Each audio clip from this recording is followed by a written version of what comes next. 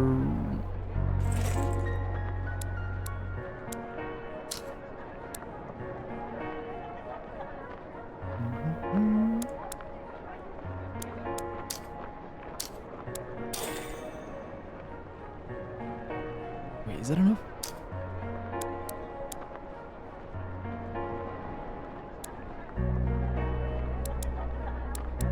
Okay, definitely the shield.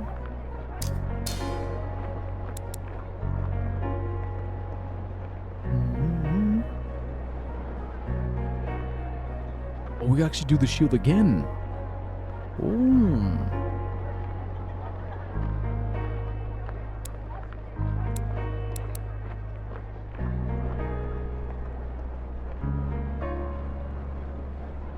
Nah, let's do the sword. Cause we need one more. Shit.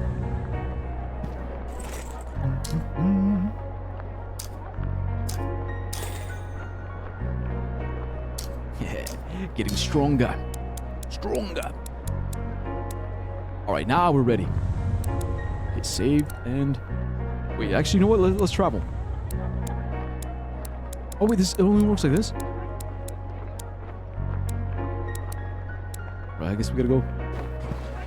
Boy, I hit that I can hear when the music is looping. It is yeah, it does throw me off. Yeah, see, like right there, right? Like the clipping. Like when you can like audibly hear the clipping. It is pretty jarring. It is jarring, sort of like throws you off. It's like, whoa. I will say, like, I noticed it when I was editing the Hollow Knight video. Like, Hollow Knight does a really, really, really good job of, like, hiding those loops. Like, it's seamless. Like, the seamless transition between all the different, like, motifs.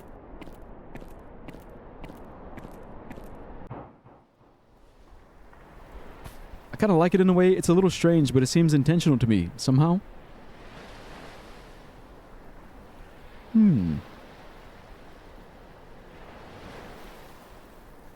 I can't tell if you're foreshadowing. Because if you're saying it seems intentional somehow, then that makes it seem like... It's kind of like the Matrix, right? Like when you're in the Matrix and you start seeing like the little glitches. Is making me think like, what if all this is a simulation? It's all a simulation, so the fact that you can hear when the music starts looping is part of the simulation. It's like, yeah, it's intentional. It's like a little foreshadowing bit. No comment! Hello, Tala. Good evening. Again tonight? Yes. I won't be long. Just 2 hours, like we promised. I've been thinking, Aram, about Kian and Rayash. They died. Tala. You might not have known them very long, but I did. I thought of them as good friends, actually. before you came along. What? But they're gone now. What do you mean by that, before you came along? Huh? It's just beginning to hit me. They died, and as a result, the two of us are standing here tonight. So I'll ask you again, Aram. Why are you trying so hard to get yourself killed alongside them? Tala, please. They wouldn't have wanted this. They really wouldn't have wanted you to do this. If you end up dead because of all this, Aram, Tala, you'll have wasted the precious life they gave us that day. What can I say to something like that? He simply doesn't understand what I'm doing. I already tried to explain it, but that was pointless. The more I do this, he will start to see that I'm not in any danger. Tonight is no different. I'm going now, Tala. I'll be back in 2 hours, okay? Bro, fight! It's so sad. It's so sad, man. No danger, he says. Hey.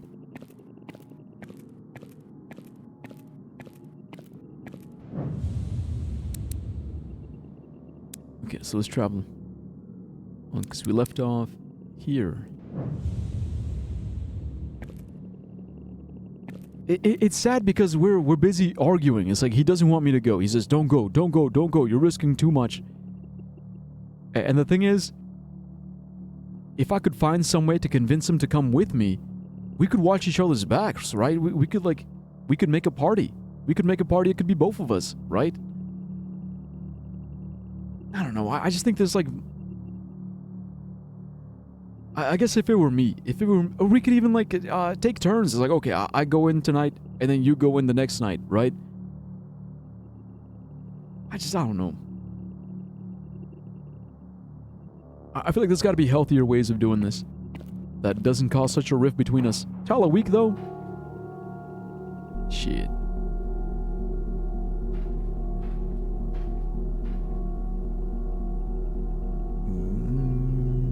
I'm looking at the map. Yeah, but also, yeah, that's a fair point.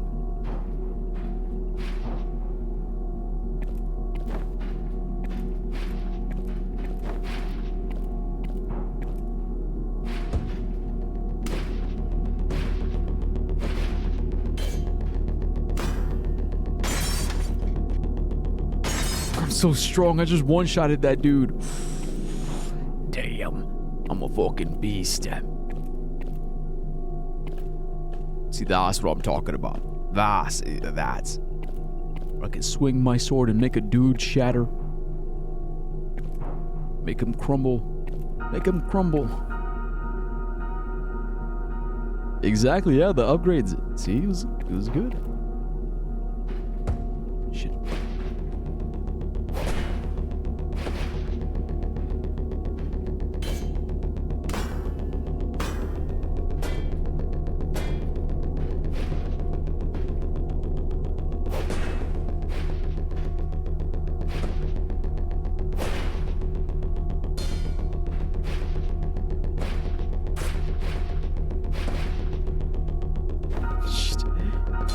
Fuck.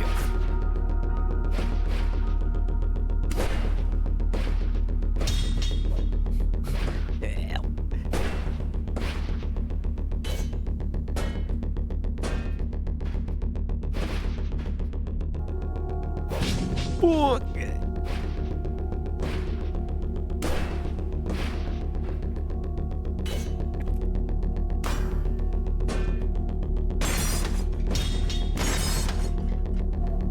Steady.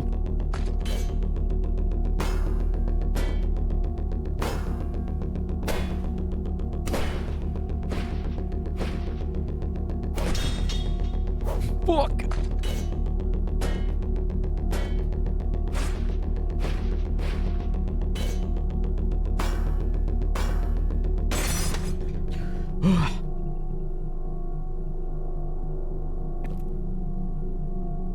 Wait, why did you phrase it like that? Wait, phrase what? Phrase what? What? Wait.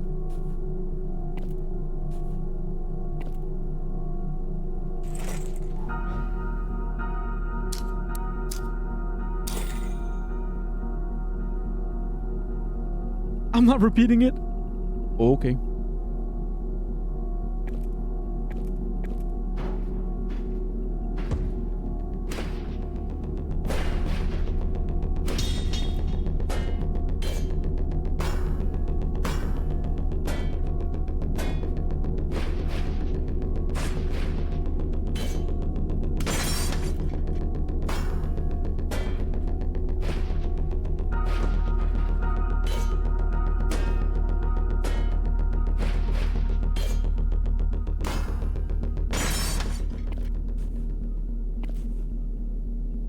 Right, cool. More loot. Loot. Ancestor appendage.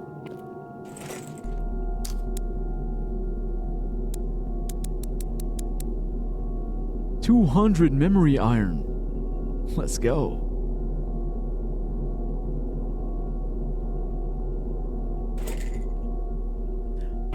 Nice. Yeah.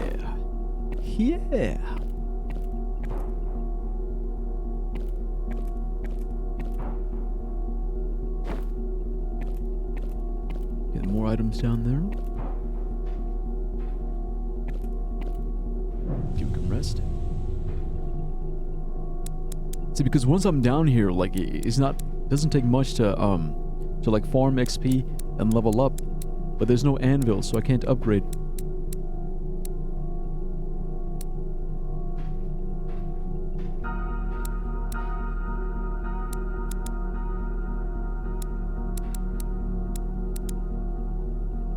Okay, we can't afford one yet. Yeah, too poor. I'm too poor. I need a yob. Can I have a yob, please, senor?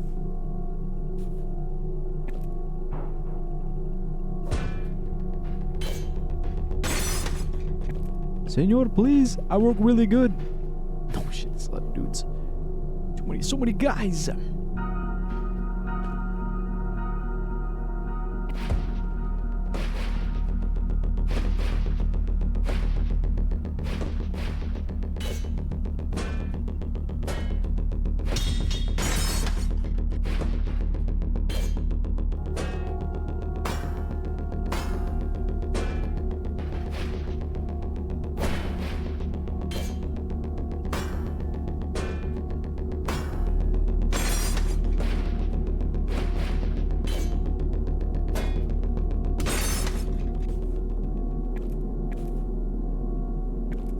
Die, ancestor, die. Yes, stay dead. Stay dead, ancestor. You're not needed anymore. You can rest. You can lay to rest.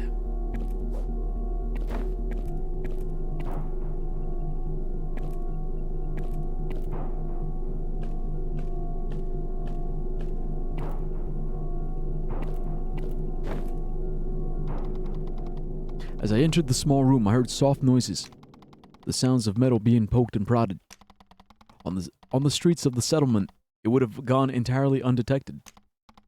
Yet in the oppressive silence of the well, it was like a scream. Immediately, I felt my body tense, and I ducked behind a piece of rubble.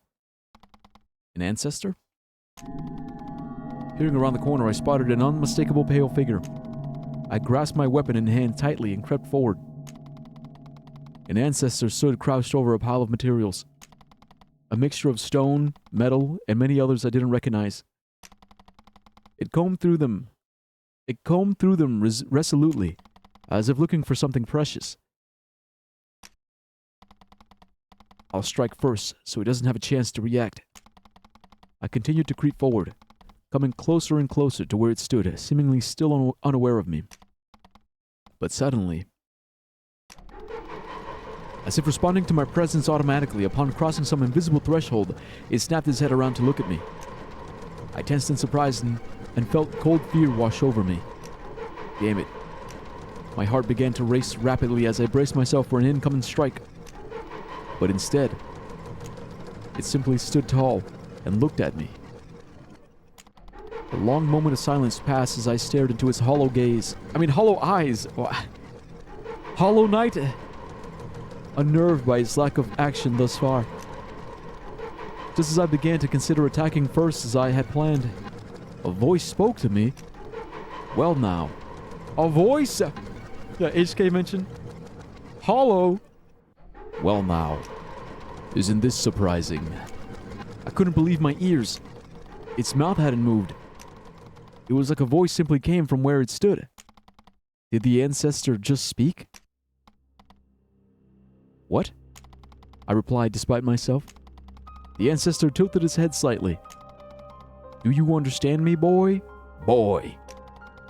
Perhaps I need to adjust my language matrix. Boy. His voice was odd. I understood his words, but they were heavily accented. Its speech reminded me of the way characters in old stories would speak. Oh, like Old English. Okay, Kratos. Boy, I do not mourn the way you do, but do not think that I do not feel. Using elegant, flowery, and altogether outdated language. I can, I said back, my weapon still raised aggressively. It seemed to consider me and my weapon for a moment. There's truly no need for that, it said, seeming almost offended. So who do you think I am? I'm not a soldier model, I'm just a dude guy. Easy. I have no intention of harming you. Still, I held my weapon tightly, body tensed. This can't really be happening. How can it? How can it? How? How are you doing that? How, you ask? How am I doing what? I'm beginning to get the picture. Look at those clothes of yours. That pale complexion. What? Just where have you been living? Pale complexion? Me pale? You must be a holdout of some kind, surely. I don't understand. Is your family nearby? Your clan? Your tribe? No. I mean, I'm not answering anything until you answer some of my questions first. Yes, all right then. And please, there's no need for that weapon of yours. Why? Why can you talk? Why aren't you trying to kill me? Like the other ancestors. Ancestors? This is your word for machines? Fascinating. Answer me. Very well. I am what you might call a scout. I have no combat capabilities whatsoever. Killing humans is not one of my responsibilities. Scout? As for why I can speak, surely you would be able to answer that better than I. What? No matter. Fine then. Answer me this. Also, it makes sense because he's scouting, right? So he's going out, he's looking, and he has to come back and report, right? That's why he can speak, so he can report what he's scouting. Report to who? Report to humans. There's humans. There's surely humans behind this. Answer me this. Why do you ancestors continue to attack the settlement? What could we have possibly done? Settlement? Is that where you come from? Tell me, boy. Where is this settlement? I won't tell you. That's a shame. In any case, I can assure you, the models of my kind would never intentionally kill a human. The others, well, some of the purposes for which they were designed are despicable. So then, there are different kinds of ancestors. Fascinating. If you're a scout, what then are your responsibilities? I was tasked with surveying a rather large area. That is, I wasn't told where or when to stop. That's what I was doing until our paths crossed a moment ago. Surveying and gathering data. Then, you've come from far away? Oh yes, I wouldn't be able to put an accurate distance to it. The initial shock of hearing the ancestor speak was beginning to fade. It seemed now, at least, I was beginning to accept the idea. While I wasn't entirely relaxed, I felt my guard begin to slip. I suppose it really doesn't want to kill me. That, and it's answering my questions. This could be another opportunity for me to learn more about the missing people. This ancestor. It might be able to point me towards the exit. The exit? Ancestor, I have another question. This place, I'm looking for an exit. An exit? I think that people like me came through here some time ago. I want to know which way they went. How they escaped this place. The well. Another odd question. Although, you are quite correct. There were humans here. My data illustrates that rather clearly. Unfortunately for you, however, they do seem to be long gone. I figured as much. Do you know where they went? No. I see. Although, come to think of it, I did come across a group of humans recently. Yeah, surely that wasn't too long ago. But really? Where were they? Well, I came from below. Perhaps if you head in that general direction, you will find what you're looking for. I see. Thank you. I guess. I should mention, however, these weren't humans like yourself. Not like me? No, of course not. Don't you know? You're so obviously a human variant. I can tell from your build and height alone that your genome differs at least 0.024% from my records on your phylum. If you would let me conduct a thorough examination of your organs and spinal fluid, I could provide more information. My spinal fluid? Yeah, no thanks. I'm all right. A shame. Then, if there was nothing else, I need to continue my work in this area. All right. I'll be on my way. Can I continue downwards from where we are? I suppose. Thanks. We can barter with him? So that's just what we're gonna call him now? We're gonna call him Scout? Alright, Mr. Scout. Like, who's his dad? Spy? Ah, boy. Before you leave, what is it? Given your resentment for us, ancestors, I take it you've encountered and struggled with many of them. You mean, have I fought any? Yes, of course. They've all tried to kill me. Wonderful, as I suspected. The plot thickens. Yeah, for real. If it so happens that you've collected any parts or scrap metal taken from their corpses, I would be interested in taking it off your hands, you see. Like the shards and components, for what? Oh yes. I was not given specific instructions on exactly what sort of data I should gather, so rather selfishly, I've taken an interest in the design of many machines I encounter as I travel. Why don't you just do it yourself? I thought we'd been over this. I'm not a soldier. I'm not capable of doing such morbid work. But you, on the other hand... I see. Of course, I'm not asking you to give me these materials as an act of altruism. You humans are still fond of barter and exchange, you know? Surely that can't have changed much. I've collected many tools in my travels that you might find useful. Perhaps we can come to some sort of understanding. Okay then. I'll take a look at what you have. Holy shit! Agrarian scythe. Looks so awesome.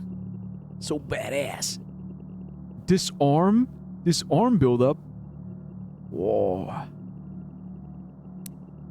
Plate steel shield. Holy shit. Whoa. Thing's heavy though. But it can restore stamina with a perfect bonus. Channeled ring. Increases vitality by 2. Okay, that actually might be worth it.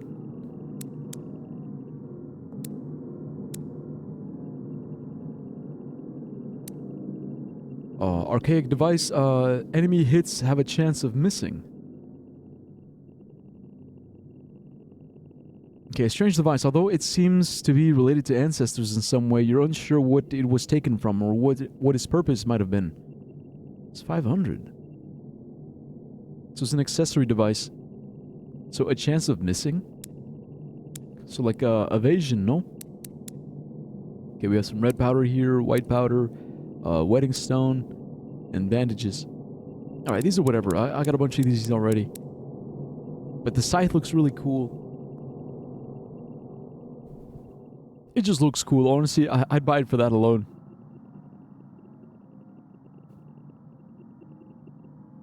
The shield is tempting, but it's heavy. It's heavy, so it would take a lot of stamina.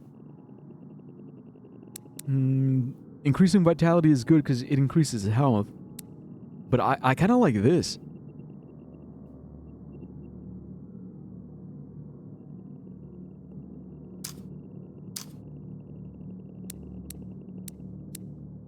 Okay, so it's just 500?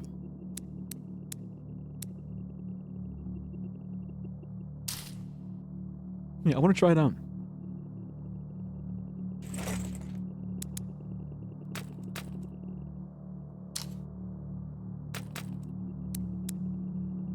It's because we have Sachi's ring. The prayer stone, boost defense.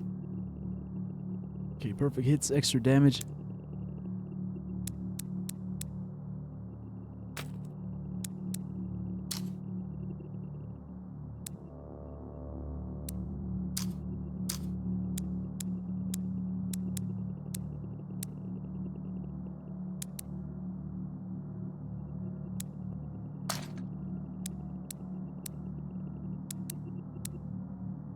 Yeah.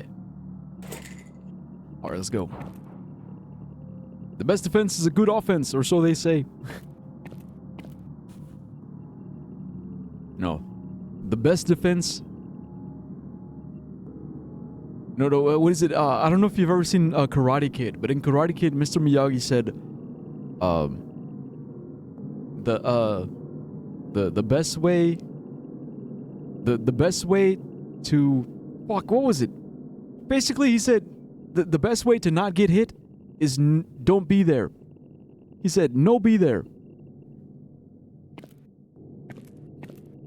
It's like, you don't want to get hurt? Just don't be there. I have, but I barely remember it. Bro, it's such a classic. For me, it's such a classic.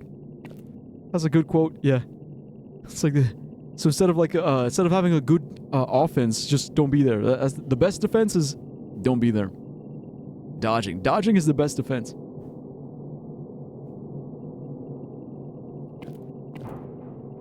Wait, it said open?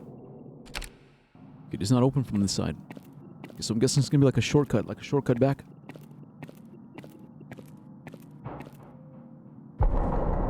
Ah, hell. What is it?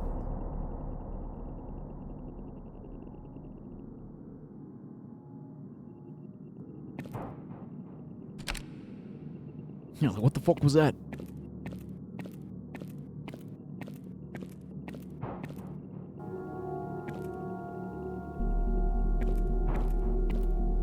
I don't know, bruv. I don't trust it.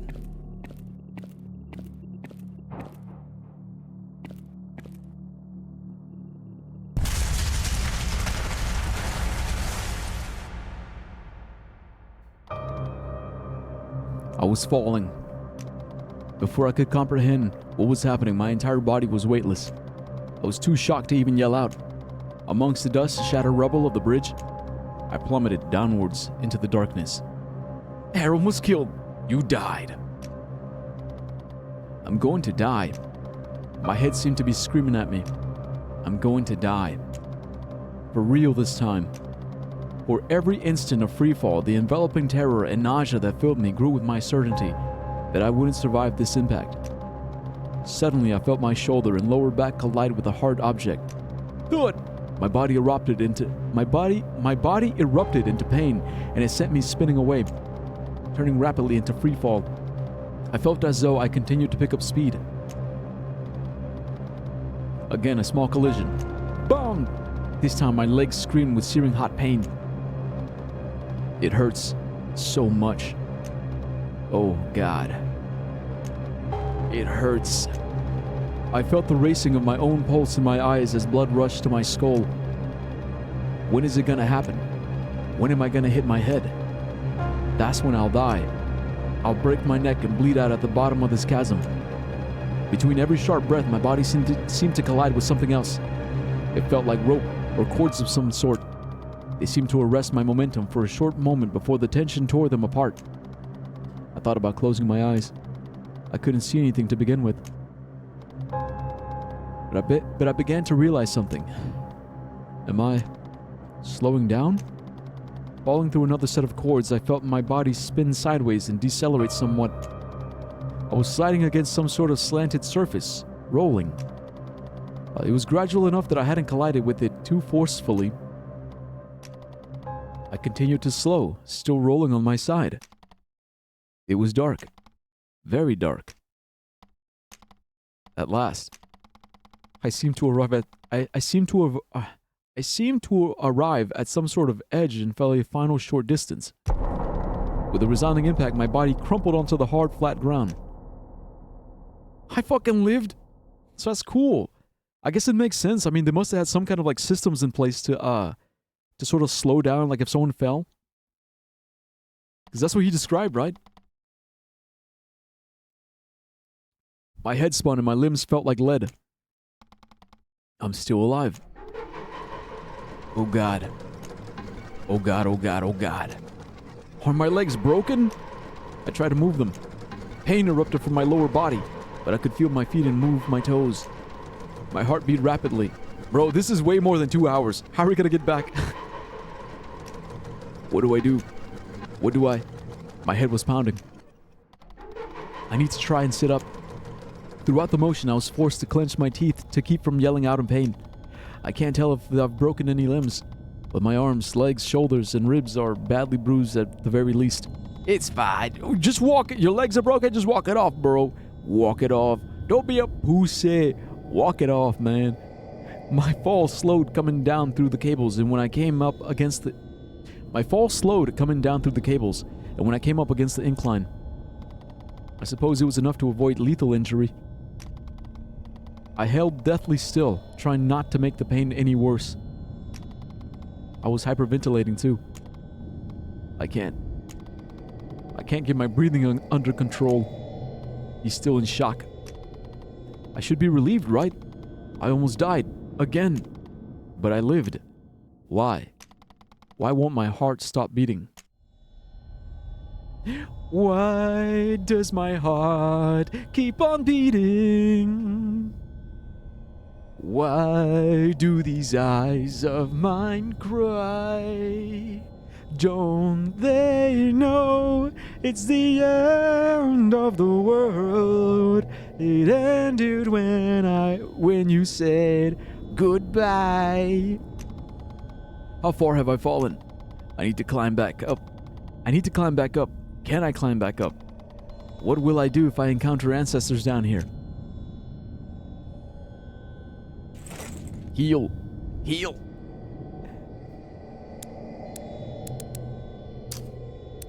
Actually, wait. Let me wait.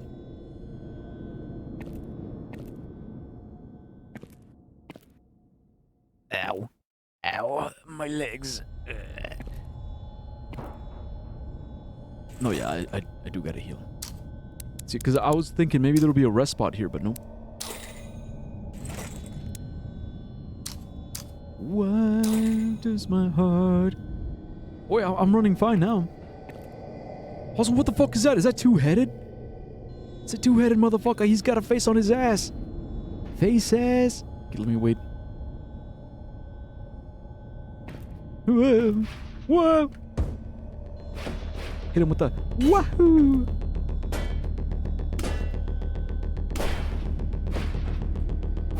Shit. Alright, big boy. Fuck! I always forget it. Those are directional.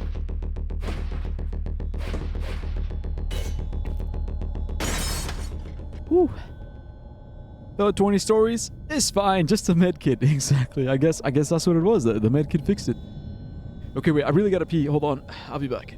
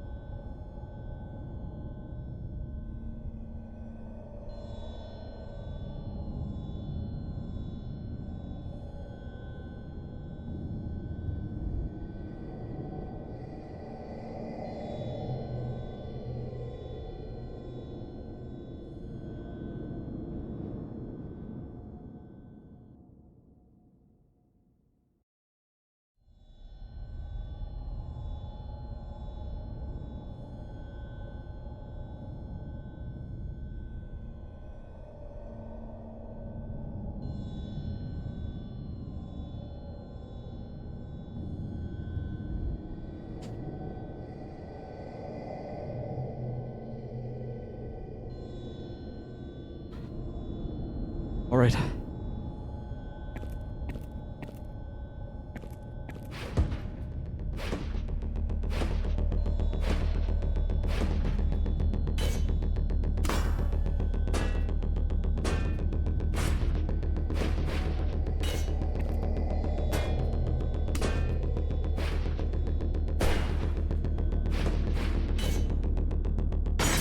And see, like, that was pretty good. Like, that one missed it.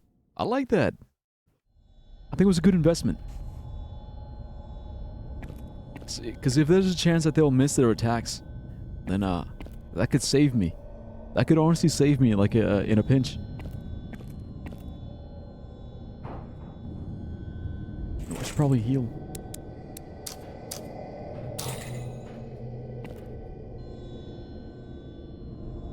Okay, it's 2 more of those guys. See, 1 is no problem, but like 2 of them? I don't know, might be overwhelmed.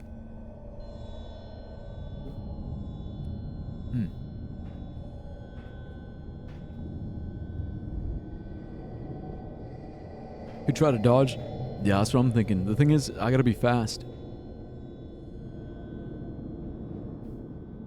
See, look, I gotta wait for them to group up, group, and then... Oh, fuck!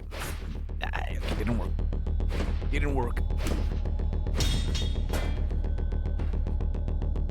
Oh, here we go. Fuck it. In for a penny, in for a pound.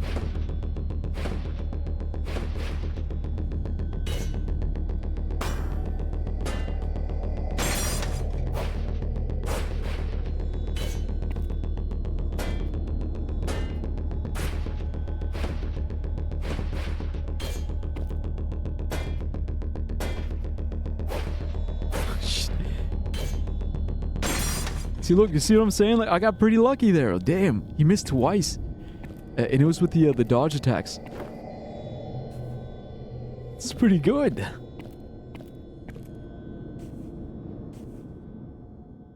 Wait, are you playing on a controller or keyboard? Keyboard. You think it's easier with controller? Because it might be, honestly, because...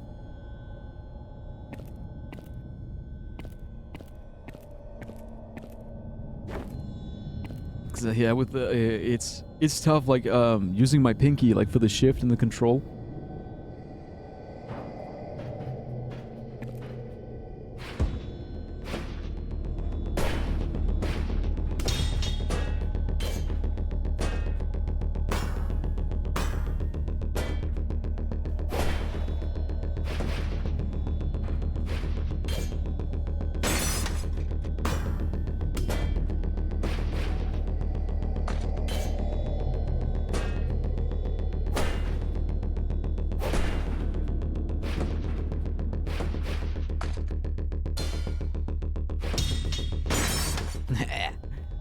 That was good.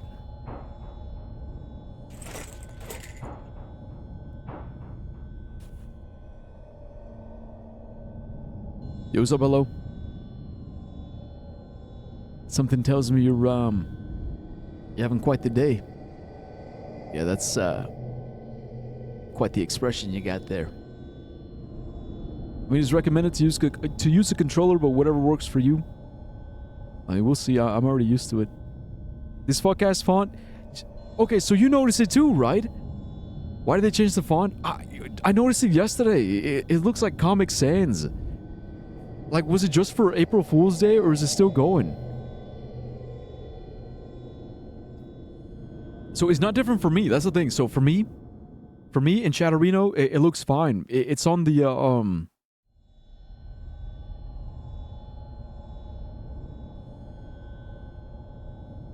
like, it's so weird because I only noticed it.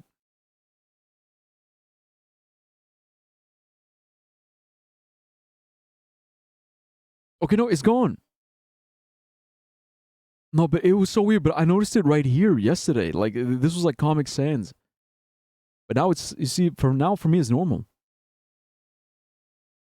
No, but I did notice it yesterday. It was looking different.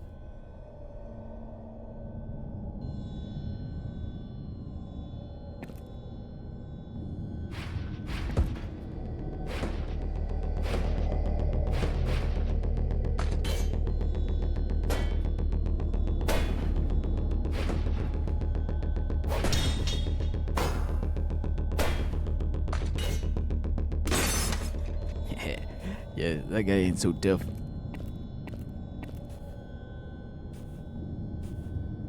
Right, got another perfect medal. Nice. Also, did you hear Pam Bondi got the boot? Yeah, I heard. Oxman told me. I got her confused with that other chick. Yeah. Merciful God. I recognize this area. I can't continue further in this condition. I need to leave right now. What do you mean recognize this area? I need to leave now and go home. I need to recover before anybody notices I'm hurt. Yeah, I just gotta fix my legs. Oh God. Oh God above. There must be some way around the missing bridge. I can make it back. I can make it back. I can make it. Wait a minute. Wait, I made it back up already?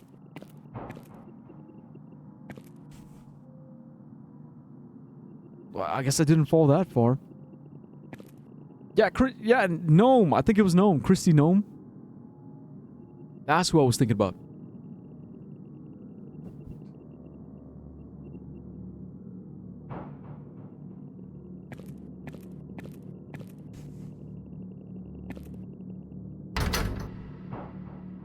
Okay, well that was easy. Yeah, the door. Dot dot dot. Dot dot dot. Dot dot dot. He's too scared. Bro, come on. Stop being a pussy. You fell one time. You're not gonna fall again. It's still far enough to kill you without those wires. Yeah, I guess so. I guess so, but I thought I'd be climbing back up for a while.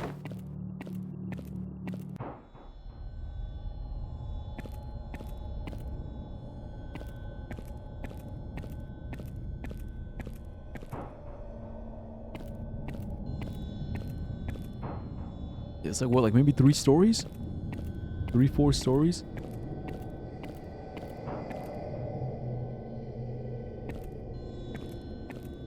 No, I guess, yeah, that would be enough to do some damage.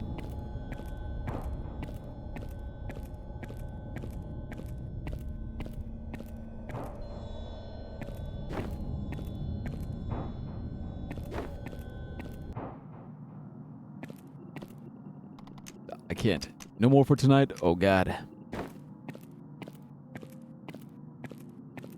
Why does my heart go on beating?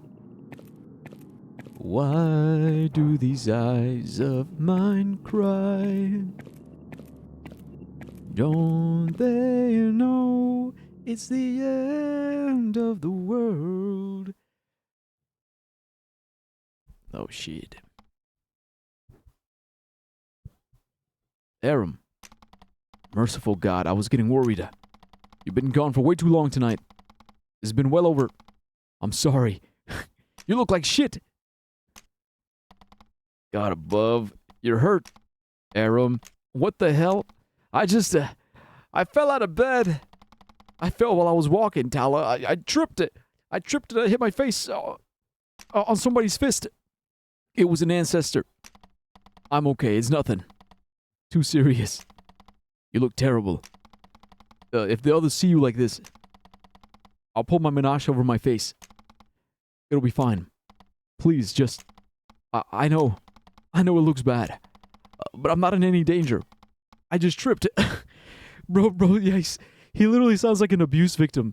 My husband didn't hit me. He didn't hit me, I promise. I swear. It's his love language. Violence is his love language. That's how he tells me he loves me. Aram, is that really the truth? Of course. No. Don't answer so quickly. Think about it. Tell me what's really wrong. Tell me what happened. Tell me the truth. Tala, I'm in a lot of pain. I'm mostly angry with myself for being so careless. But I'm telling the truth. It wasn't an ancestor. I see.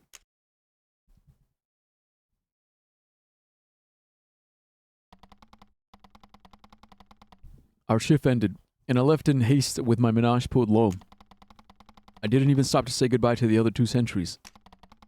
I was trying desperately to hide my limp. Reaching the alleyway outside my house, I stopped and sat down. My body ached in protest, and I gritted my teeth. My heart was still racing. I hadn't stopped since I came to at the bottom of the chasm. Wait, I gotta pause, because you know what's crazy? Like, this... I've been through this. Like, it's... Like, I've gotten my ass beat, and I tried walking home. Like, walking home with a limp. Like, all beat up and bruised, and there I am, just drunk as hell, just limping. Trying to limp home.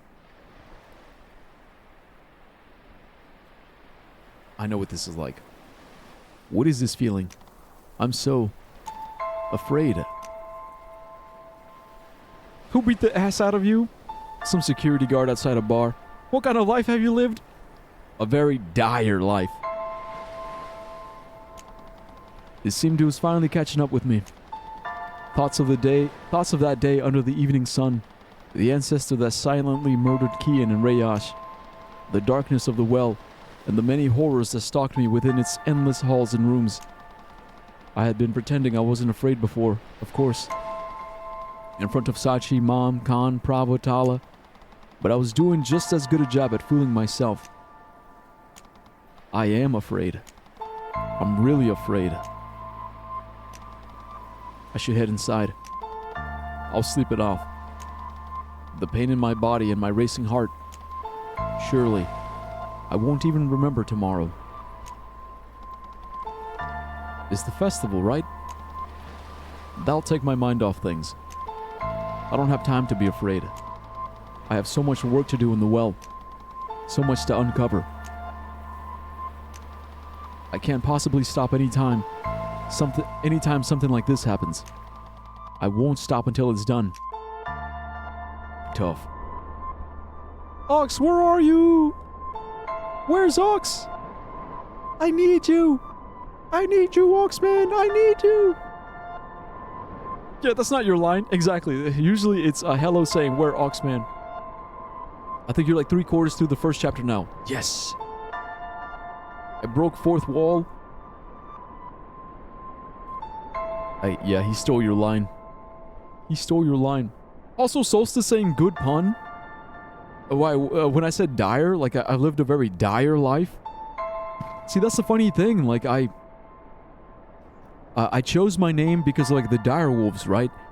I chose it because I was a huge fan of Game of Thrones, and Game of Thrones has a dire wolves because, like, the Stark family, and for a long time it was just that. It was just a reference to Game of Thrones, but then like dire, like it grew on me. Dire. It means like scary, atrocious, horrifying, fearful. You know, just like it's got such a negative connotation when something is dire. It grew on me, and it became not just my name, but also my title. Like, I thought about my life. Like, I have lived a dire life.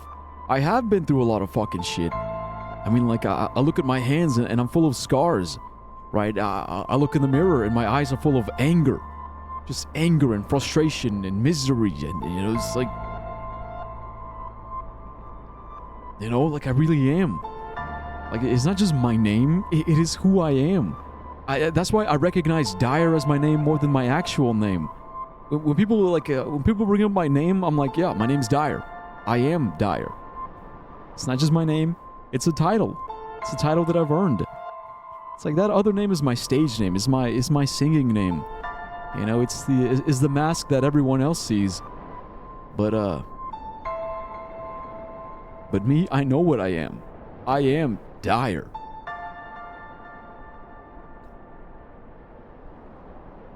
I get that. My username's like that too, right? It's like when it grows on you and it has like a stronger meaning than your given name. Shit's real. This game taking too long. Kill yourself. Ox just threw all his links at you and left. He really did. He really did for real. All right. Hopefully, there you are. Okay. Hopefully, Khan doesn't notice. So get this.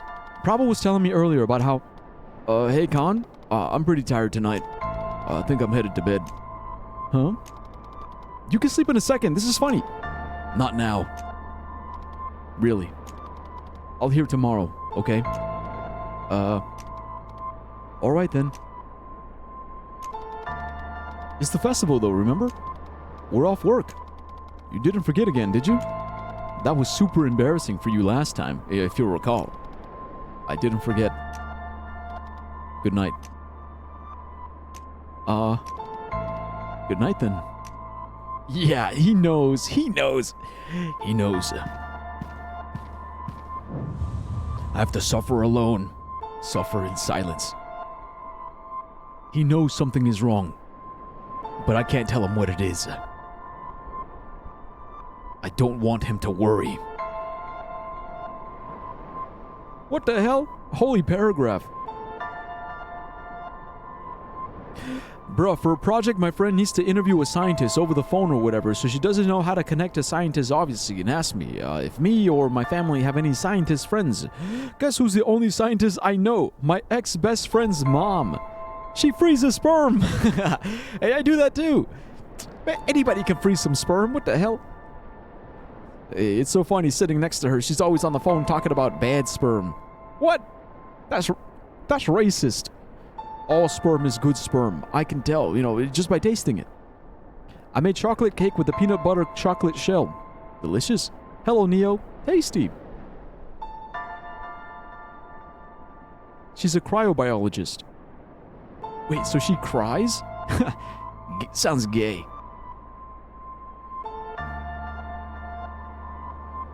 Lol. She's crying. She's a crying biologist.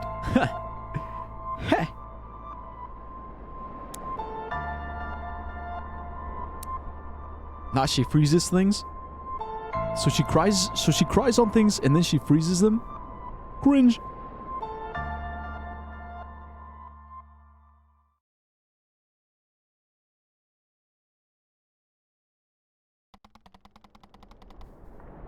Boy, who is she? Elsa? Yeah, for real. What is she, frozen? BRB, okay, Solstice. I woke the next morning feeling somewhat better. My body ached, of course, but my head was clearer. Quietly pulling myself out of bed, I changed out of my torn clothing and tied up my hair. I tried to think over what I'd done last night in my weekend state. I had acted far too strangely when I came home. I was in pain, exhausted, and afraid. I think I was a bit short with Kanari and Tala too. I should try and offer some sort of explanation, just so Khan doesn't think anything's weird.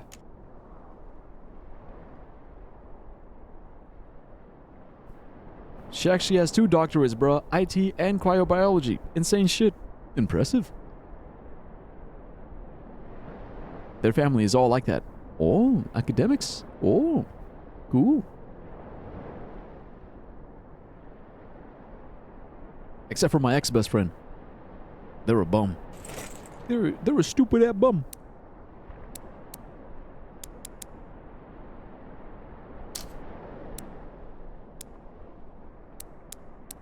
Okay, so, just to do inventory, so I got 3 components, so that's 300.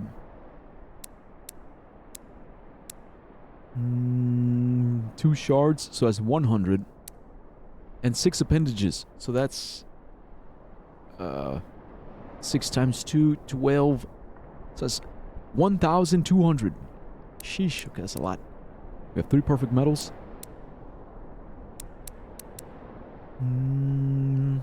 Okay, so that's enough for some upgrades.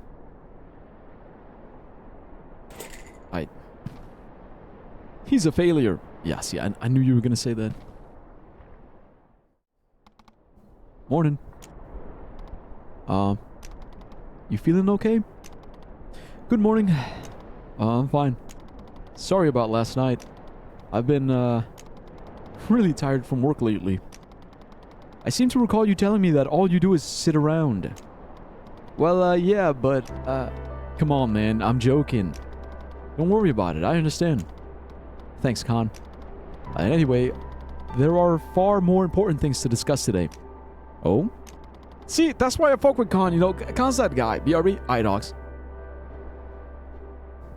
He's that guy. He doesn't ask too many questions. He's like, he gets it. He's like, you know what? It's alright, man. You don't gotta tell me. Whatever you're going through, whatever you're suffering through, it's like, I forgive you. I forgive you for not telling me.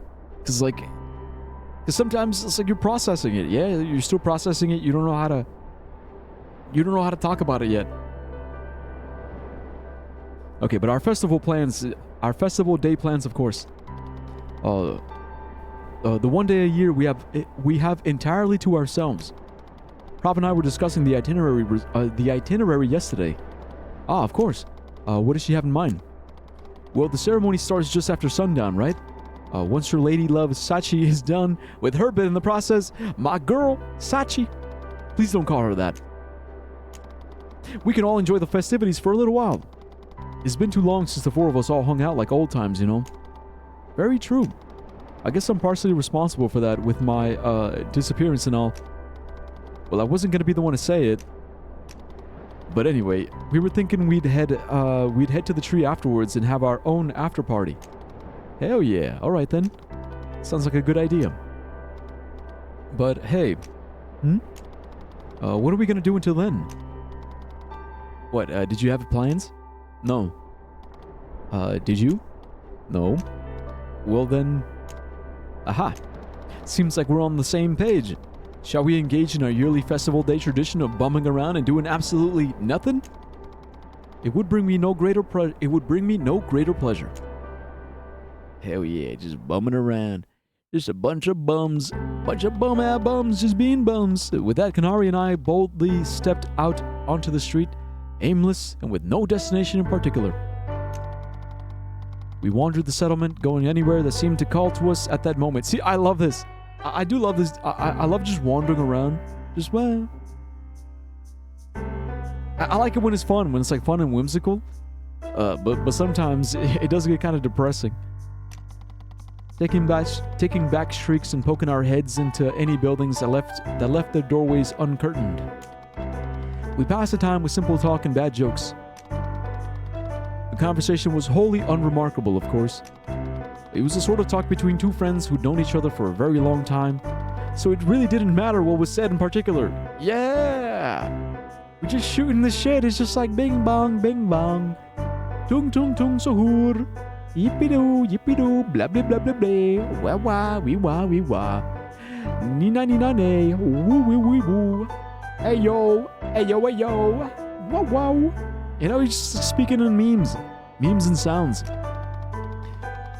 Even if it was the same inside joke we'd been telling for years or a story we'd heard 1,000 times, just hearing it and laughing with good company was enough for both of us.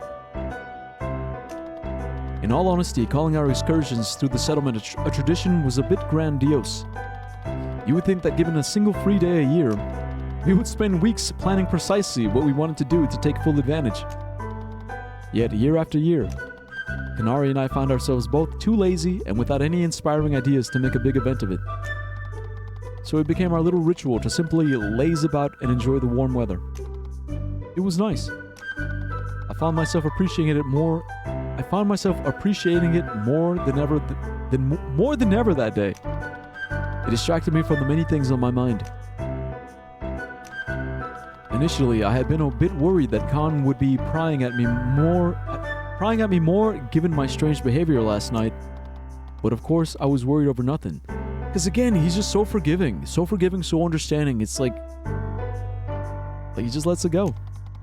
This was Kanari after all. He and I never talked about anything particularly serious. I never thought it was too strange, honestly. We just didn't have that sort of relationship. I could tell if Khan was upset or feeling down, of course. But I knew asking him about it, even if it seemed like that was what I was supposed to do, only made him uncomfortable. Of course, whenever there was drama with Kanari, more often than not, Prabha was involved somehow, and I certainly never wanted to come between them. So I simply never pried on anything personal, and I was grateful that he did the same for me. I find I'm reserved about my feelings in a similar way. Maybe that's why we get along so well. Who knows? Surprisingly, our day of doing nothing in particular slid by quickly. Kanari and I soon found that the sun was beginning to set, meaning the festival would be starting in a short few hours. He had to return to the kiln for final preparations, but told me to come find him in Prava as soon as it got dark. Apparently, we would meet up and then find a good spot to watch the procession form. Waving him away, I found myself with a bit more free time to kill. I'll go meet Canary and Prava in maybe an hour or so. Until then... Yeah, here we go. Free time.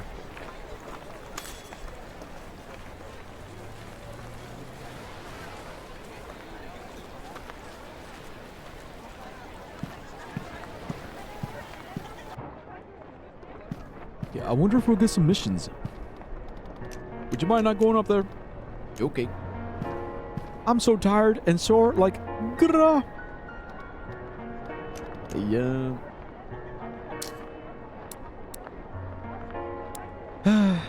Yeah, sounds like it's been quite the day for you. Quite the day. Bum, bum, bum. Quite the day, quite the adventure, huh? Uh-oh, I didn't mean to speak to this lady. Or young man. What? Oh, sorry, I didn't have anything to say.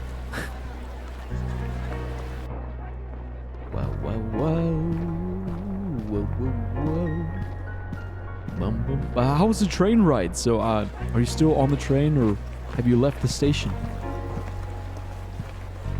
How was it? Tell me. Tell me more.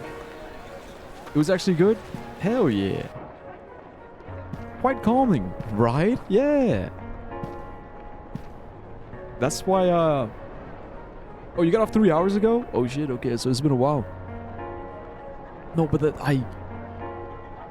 that is what I love about like the train and like buses and like public transport is being able to like just like it's like hop on and you're just chilling.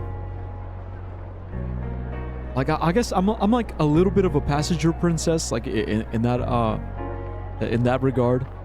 It's like I like driving, I enjoy driving, but if I have the option to not drive, it's like why not?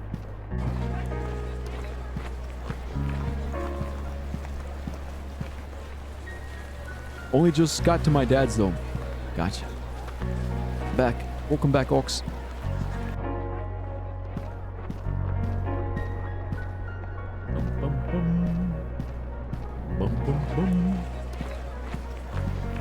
Yeah, I'm just checking to see if there's any like side missions. Ah, here we go. I told my friend that she's strict, so she needs to be careful. Right. Aram. Happy Festival Day. Thank you, Master Die Maker. I was hoping I might see you this afternoon. I remembered the ending to that story. Ooh, let's go. More lore. The one about the flowers. Do you remember? Yeah, what was her name? Maka. Maka and the flowers. I would love to hear it. Of course. Though, if I may bother you first, dear, the loom is quite overwhelmed with preparations for the procession this evening. I would appreciate it if you would do another errand for me. You're always such a great help. Oh, yeah, of course. I'd love to pitch in. My obligation never gets to help with festival preparations. Well, it's nothing too difficult. I'm making a last-minute batch of white dye. So I've been meaning to go and pick some white sunflowers, but haven't had the time. Flowers? What do you need them for? Because it's for the dyes, dumbass. How do you not know at this point? White dye I make by hand. No archimancy. It's tradition. Oh, I see. I don't need many. Go and pick a few from the temple gardens, okay? The temple? But I could never. Picking those flowers, master. Isn't it forbidden? Oh, don't worry yourself. I've been taking my flowers from the garden for years. If anyone looks at you strangely, just tell them I sent you. Alright. If you really think it's not an issue, I'll be back soon. Don't take too long. I might forget the story again. You old hag. Old hag lady. The Witch of Flowers. Wow, wow, wow. Wow, wow, wow.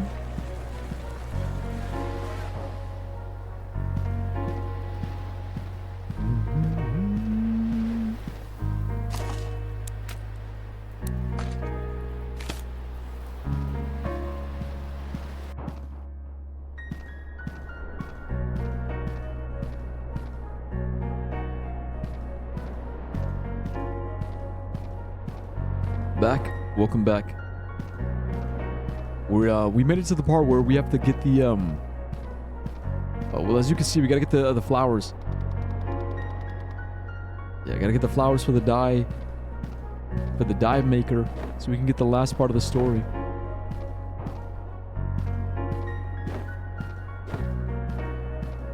He's a failure, just like you, JK. Bro, what the hell? When I stayed over at theirs like 7 years ago when we were 12, she took my phone as well as his for the whole night. Bruh, I remember I was low-key scared of her, but she's also tough. She's like me a lot. She often joked that my mom should have become my former best friend. And she should have gotten me. I remember that time he also was angry at me because I stole all of the blanket. Aw, y'all were sharing a blanket? So cute. So cute. Oh, here are the flowers. The short path that passed through the ornate gateway into the temple courtyard cut between two patches of dry yellow grass on either side. I stopped at the edge of the sidewalk and admired the white sunflowers that dotted the brush. Their color was striking against the waves of amber and gold that rippled softly around them. More nervous than before, I looked to my left and right to see if anyone was watching. It should be okay, right? I'm here on official business. I have permission, right? I crouched down and made it as if to reach and pick out the nearest flower, but stopped. A sudden wave of paranoia hit me and I looked over my shoulders once again. People walked by casually, engaged in excited chatter about the upcoming festival, paying me and my nervous antics absolutely no mind. It's fine. It's fine. I began to reach out my hand once more, but seconds later I stopped and stood and cursed. Damn it. Damn it. This is ridiculous. Why is he so scared? Come on, man. I can't just take these flowers like some sort of thief. I'll ask my mom first. If she says it's okay, then it's okay. He's got to talk to his mom. What a baby. What a gosh dang baby. I gotta talk to my mom. My mommy.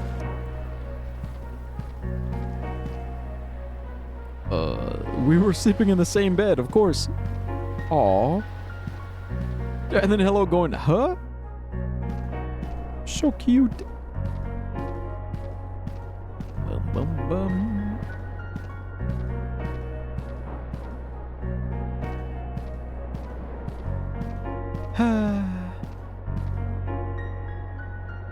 You guys know, I've been thinking about TwitchCon. I know I said I wouldn't go this year, but what if I do go? Right, if I go to TwitchCon this year, like TwitchCon San Diego, like, will you guys go and like meet me there? And then if you guys go and meet me there, like, you know, they got these big bean bags. Like, do you guys want to go cuddle in the bean bags at TwitchCon San Diego this year? You know, like maybe perhaps together, like us. Like all of us, you know. I can't. Fuck. Gay. Fuck. I mean, his mother is the high priestess, so it makes sense to ask her. Yeah, it does. Bro, we were 12. I just think it'd be nice, you know, just a little cuddle session. I mean, but you don't have to, though. It's okay if you don't want to. There's no pressure.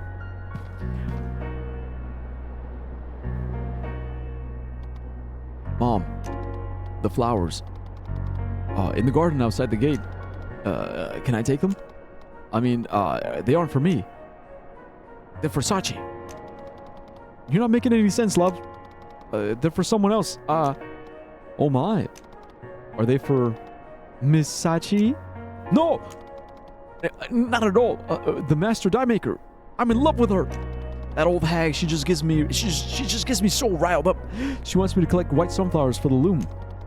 She needs them for dye, I guess. She told me I could pick them. She told me I could pick them from the garden. But those flowers are sacred, right? I just couldn't. Oh, hush. You've not done anything wrong, Aram. If Arashi has sent you, then of course you can take them. As many as you need. Thank you for asking for my permission first. Really? That's a relief. I was worried for nothing. How is Varashi? She's such a wonderful woman. She's doing well. I should go and see her soon. Are you going back there now? Tell her hello from me. Yeah, Mom, of course. My mom. Yippee. He was low-key my crush for a long time. Yep. It might seem crazy what I'm about to say. LOL. I wish he could see this. You see this fuck-ass font? I can't, bro. It's so Yeah, I guess hello is seeing the font. I swear, it was like that yesterday. Like, it was like that for me yesterday, but like, I mean, I don't know. I don't know why hello is seeing it today. Because surely it's like a April Fool's thing, no? Wait, do we already have them? Yes, I do. White sunflower. The white sunflower is an iconic symbol of the island, dotting the pale yellow landscape and staying in bloom nearly all year. The white sunflower is a symbol of both the beginning and end of life. They are given both to mothers as they clutch their newborns in their arms, as well as placed among the newly deceased as they lay atop their funerary pyre. Wow. Boy, fix this shit? Fix it how? I'm not in control. Y'all are influencing how I talk. How dare you? You gotta start saying fuck ass. You gotta start saying fuck ass. You gotta start saying boy. Boy, TSPMO, fuck ass. And you gotta say ah. Like, you gotta throw in random ah. Like random ass shit. There you go, yeah, fuck that boy. Hey, there, yeah. Yeah. See, that's that shit. See, you one of us now. You one of us. I feel dirty. Good.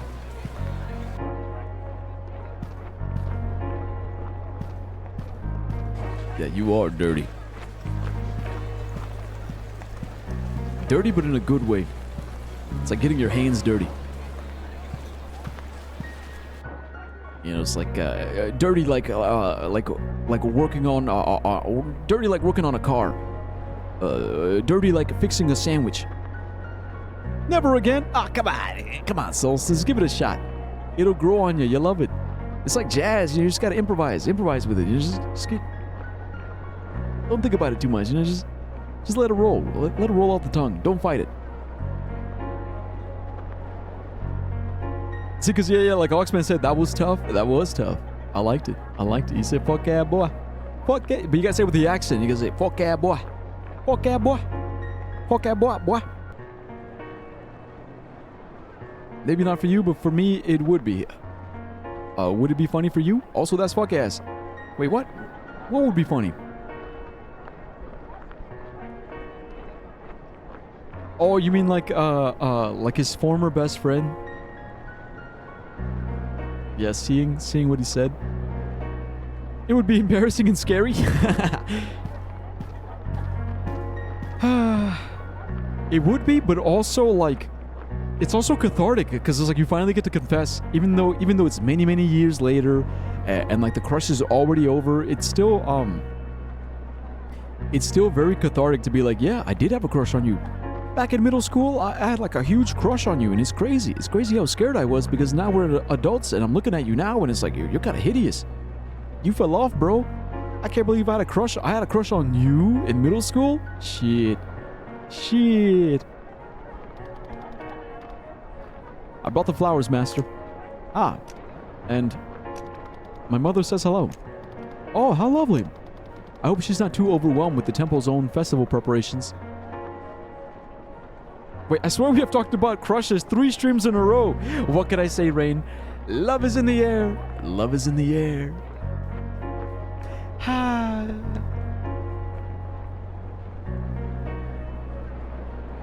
Also, Elu knows who mine is and help me understand it and shit. It's mating season, JK, Lamau. I mean, spring. Spring has sprung. Spring fever.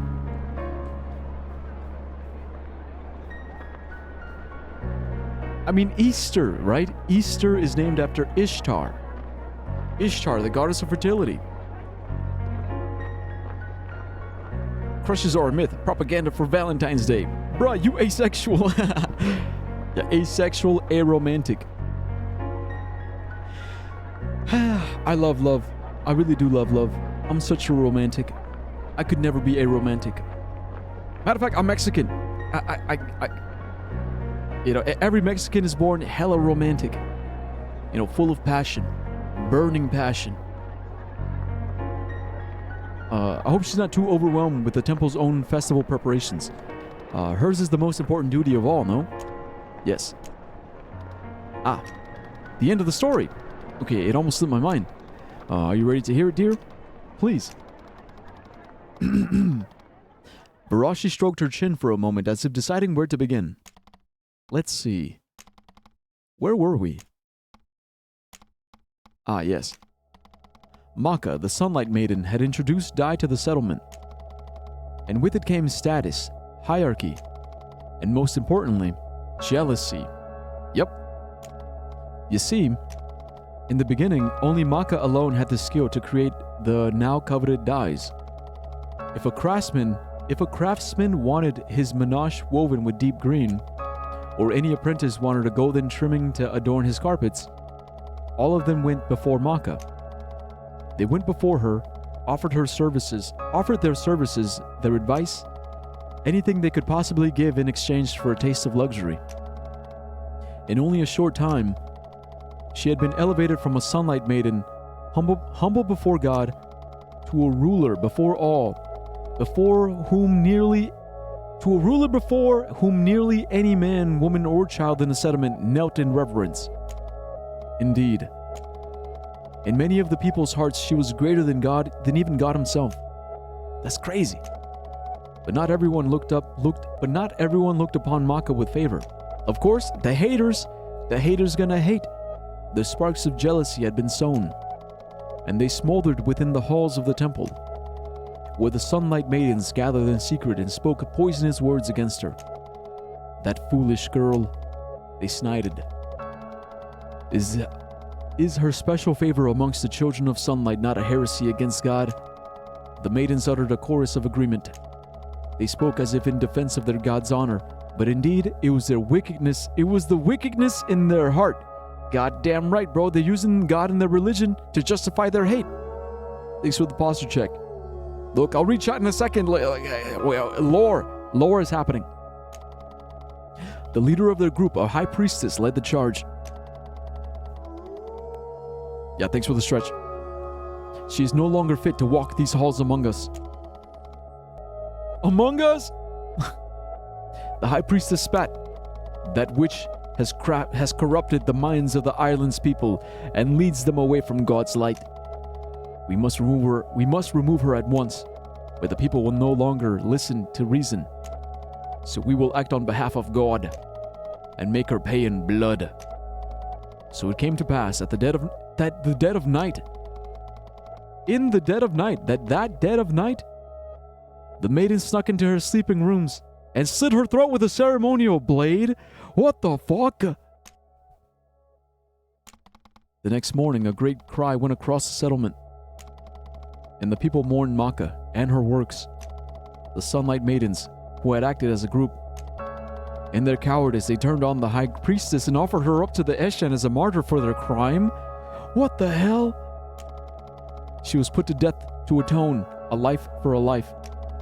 But before the day had gone, the people looked upon their fields and the once vibrant flowers that adorned them, and saw, or adorned them, and saw that they had been drained of their color. All that remained were flowers as white as the pale moon. It is thought that perhaps, in her dying moments, Maka prayed to God and asked forgiveness for her arrogance. She begged God so that never again would the island's people covet the possessions of another. And God in his mercy brought her grief, her wrath, and her sorrow to form. Yes, so it was that the island lost its colors, an eternal reminder of Maka, the witch of flowers, and her curse. Holy shit. Oh, okay, that's not what I was expecting. Like that, holy shit. Bro, quite the fucking story.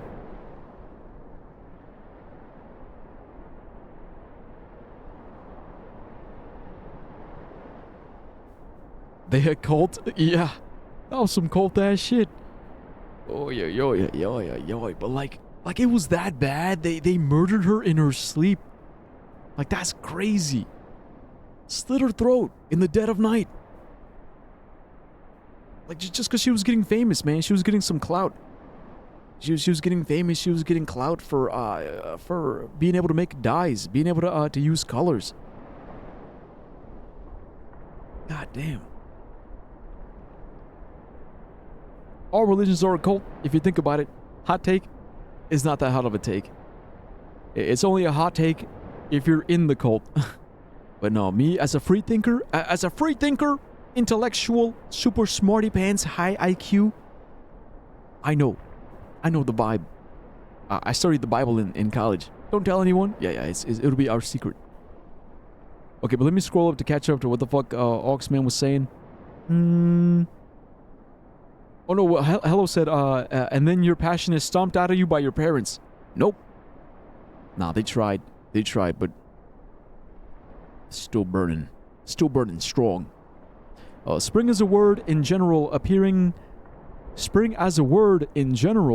via the Middle English springen, via the Old English springan. Springan. These were verbs meaning to rise up or to burst forth. See also the modern German springen jump, and are not believed to have originally related to the season. The Russian word vesna, spring, has an ancient Indo-European root and is related to Lithuanian vasara, summer, Latvian pavasaris, Old Indian vasantas, spring, vasar, early. Oh. Who's the imposter? Tung Zahur, come to Fortnite. Ox Society, yippee murder, I am. I saw this shit actually. The triple T, dire, did. The German word for spring, Fruhling?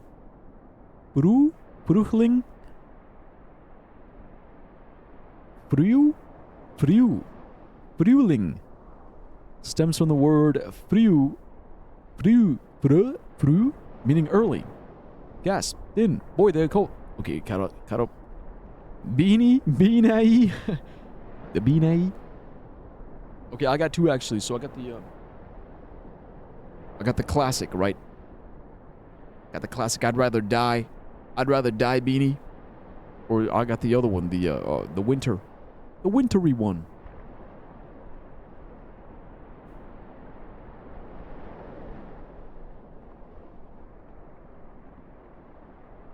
Both at the same time.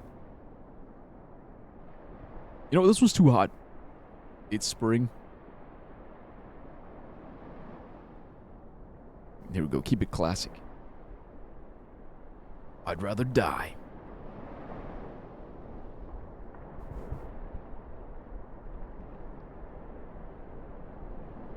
I'd rather die than give you control.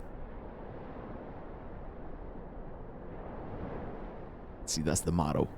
That's punk rock, baby. That's punk rock.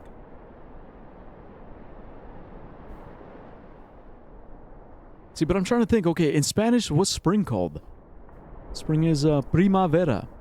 It's like prima means like first, like prime. Primavera. I mean, what's vera? Vera? Or like before summer? Like primavera, because like, it's like verano. Verano is summer. So it's like before summer. Or like early summer, I guess. Yeah.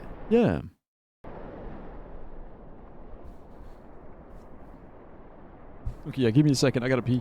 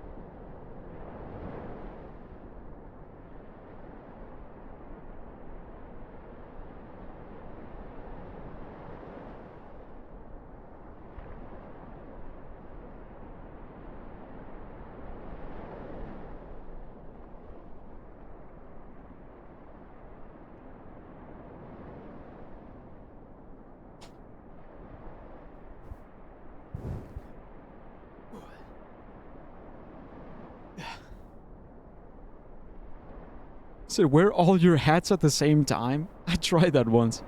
It's pretty crazy. Also probably connected to Vesna. Yeah, could be. Yeah, Vesna.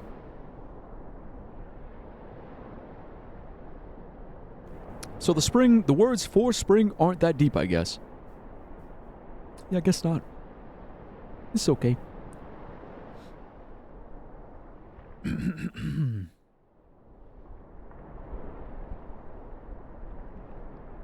But I will say, you know, astrology-wise, Aries season. Aries is the beginning of the astrological new year. You know, Aries is the spark, the ignition, the start, the big bang. Bang. You know, just saying. Just saying. But of course, because like Aries, right, is the ram. The ram, you know, it's like the way they be like charging, like even the word to ram, like, oh, let me ram somebody. I'm gonna ram my car into this other car, right? It's like to charge forward, to collide, to bang, right? It's like the reaction, chemical reaction, right? It's the connections. It's like springing forward, moving forward, charging ahead. It's pretty badass. Pretty badass. Anyways, so the schema for her dyes still remain. Look around, Aaron. Beautiful colors are all around us. They belong to everyone now. So the story has a good ending after all. Yeah. You're right.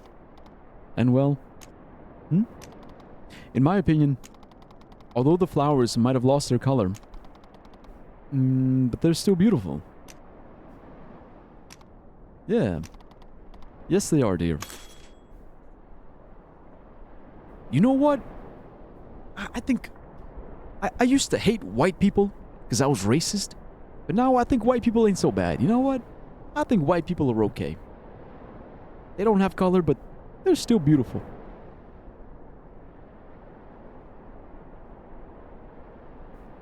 The Russian word for winter zima is connected to the English word cold. How? Let me ram into this stranger's door, break in, and steal their money. Goddamn right. What about autumn? Gasp? Racism? At Oxman's the correct sentence is, it's called spring because plants spring up. 1. General truths versus past events. When you are explaining the definition of a word or a general truth, something that happens every year, you use the present simple Present simple tense. Nerd! Thanks for the bits. Spring up.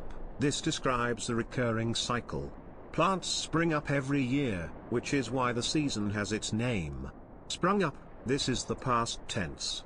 It implies that plants sprouted once in the past and then stopped, which doesn't quite fit the logic of... The logic of a seasonal name. Thanks for the bits. You know, I gotta say, I love the fact that you guys are a bunch of nerds. I really do appreciate it. I feel comfortable. You know, don't you hate it when you're surrounded by a bunch of dumbass motherfuckers? It's like, surrounded by a bunch of dumbasses. I'm surrounded by idiots. But you guys, not idiots. Y'all are not idiots. I respect and value each and every one of your opinions. You guys are fountains of knowledge and wealth.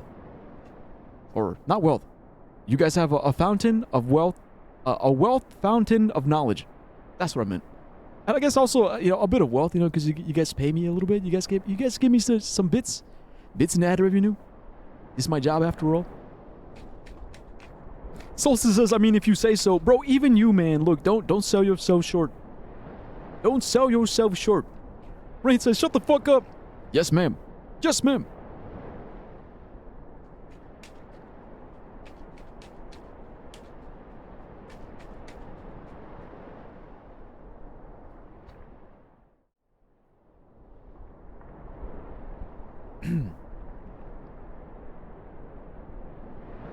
You used a small lake for this. Well, a lake. Yeah, water for AI. Can somebody let me in, please? Dog. Dog. Dog. Dog. When did you feed the dog?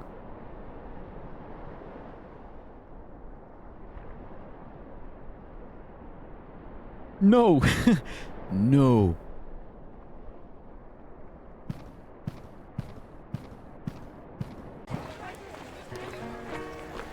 Alright, I wonder if there's any other side missions.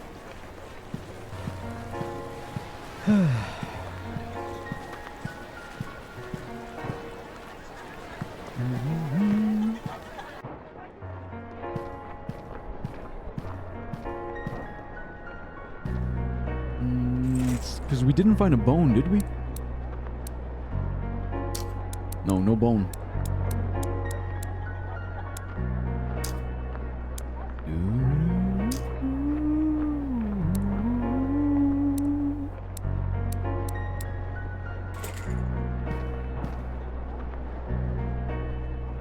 Leto, summer, is a special word in Russian since it means the season but also years. Let. But for some reason, 1 for years is God, Goda, and from 5 years is called Let. That's interesting. So from 5, so you would say like 1 God. 1 God, 2 God, 3 God, 4 God, and then 5 Let? That's wow. It's actually like that with every plural in Russian, so some Slavic languages have different plurals for 2, 3, 4, 5, and 6 objects. Oh. That fuck ass? No, it's not. I mean, it's sort of like saying, like a pair. Oh, like that's a pair. Or that's like a triad. Like, it's like twins, triplets, quadruplets, quintuplets, sextuplets. Like it actually makes sense. Because Solstice is saying that would be so confusing. It would be at first, but then you get used to it. You get used to it, then it becomes like, it becomes second nature. 2 Stola, 5 Stolov, 2 tables, 5 tables. Wow.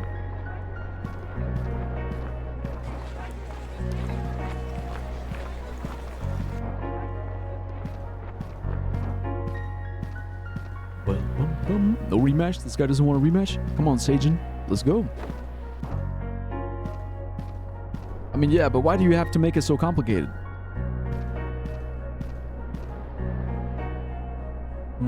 Good question.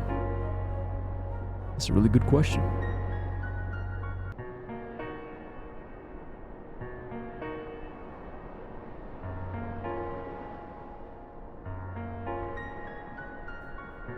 Nah, our not fuck ass, theirs fuck ass. That is their language. This is our language.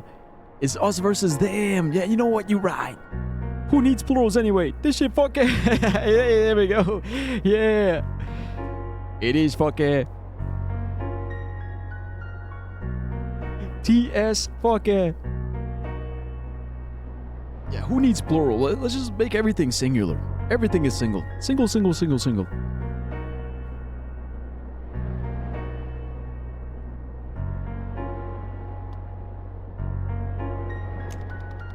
Why are you looking at me like that?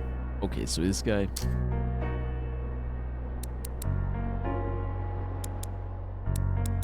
Okay, so I don't even have enough Mark of Honors to buy a new weapon. And TBH, I don't want a new weapon.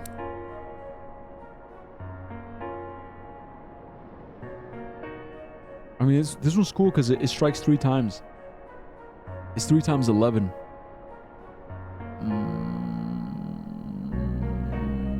But man, I'm happy. Happy with my current spear. Okay, we also can't fight this guy because I don't think he wants to rematch.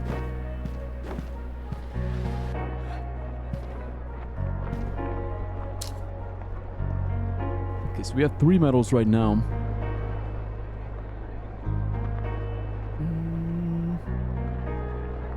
You know what? I think before I start upgrading, I'm gonna go back actually.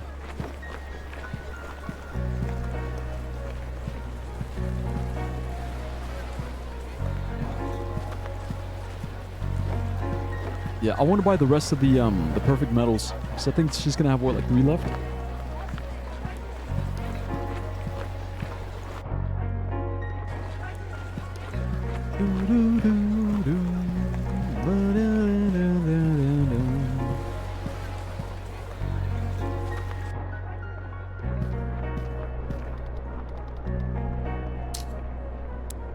Yeah, it's 3.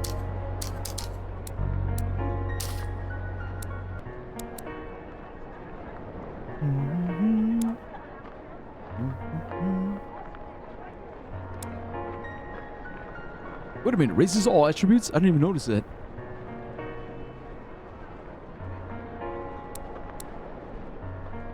Dude, we could actually get it.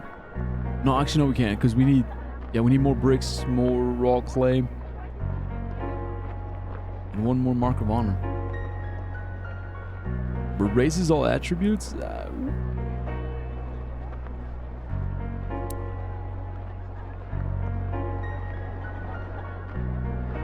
Oh, but this was pretty good too, though. Perfect blocks, restored health.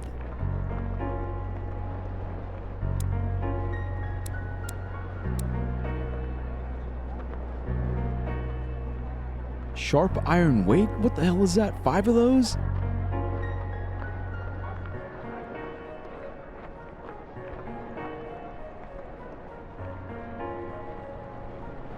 Why is the peanut... What the hell? I look over and hello say, why is the peanut butter at the bottom of the jar like dry ash? What's the expiration date? Nah, it's not expired. That's weird. It's just like the top layer more oily. I mean, maybe it's been sitting for a while. I mean, Chinese doesn't have plurals, nor verb endings, nor time tense, because why would you need a past tense or future tense if you can just say, I do yesterday, or I do tomorrow? Same with plural. 5 table, the verb endings, he be, they be. See, I love that we're having this discussion, because it's all, isn't it all arbitrary? It's all kind of arbitrary. Like he be, they be, we be, y'all be. Why say are? I are. He are. Am. I am. You am. We am. Right? Just, it's like chance of Senar speak. Yeah, whatever the hell that means. Ash means as hell. Ash, got it. You the burnt peanut fan. It's big shop day. Let me know what y'all want. Ethan! Let me know what y'all want.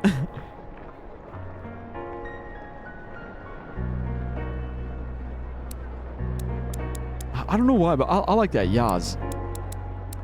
It's like, let me know what y'all want. It's sort of like y'all, right? It's like you alls. What do y'alls want? What do y'alls want?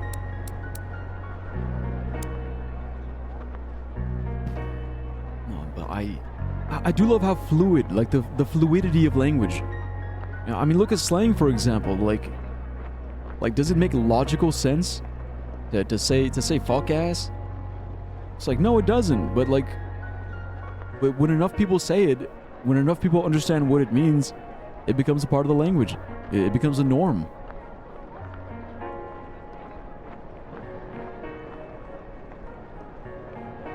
Yeah, and that's the beauty of it, ain't it? It's the beauty. Chance of Senar is a game based on the story of the Tower of Babel. You decipher simple language and stuff. I like it. Oh, you know what's crazy? Wait.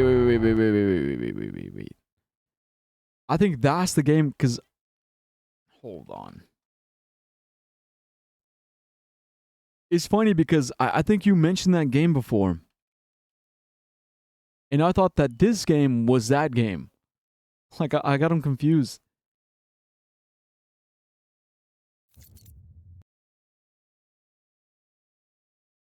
Yeah, because you told me about this one. I legit thought that that's A Song of Sunlight was this game. Yeah, the one with the language, like figuring out the language from the environment. I got them confused.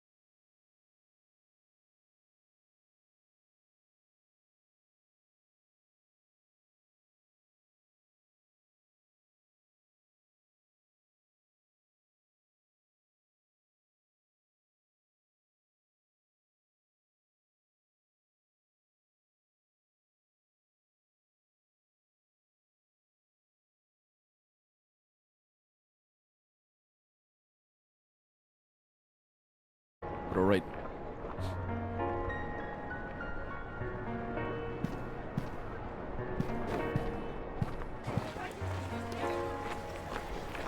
I think I have a boil on my face.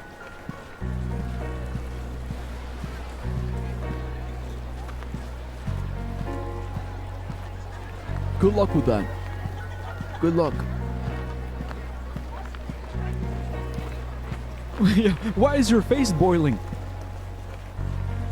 Come on, man. Put some ice on it. Put some ice.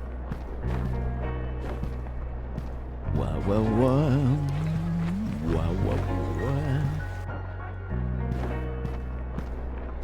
Okay, I don't think there's any other missions. Bro, I haven't seen Sachi in like 2 days. Where is my girlfriend? And I know she's technically not my girlfriend yet, but like, in my heart, she is. Okay, in my heart, we're already married. In my heart, we have 5 kids. 5 kids, 2 dogs, 3 cats, and a hamster.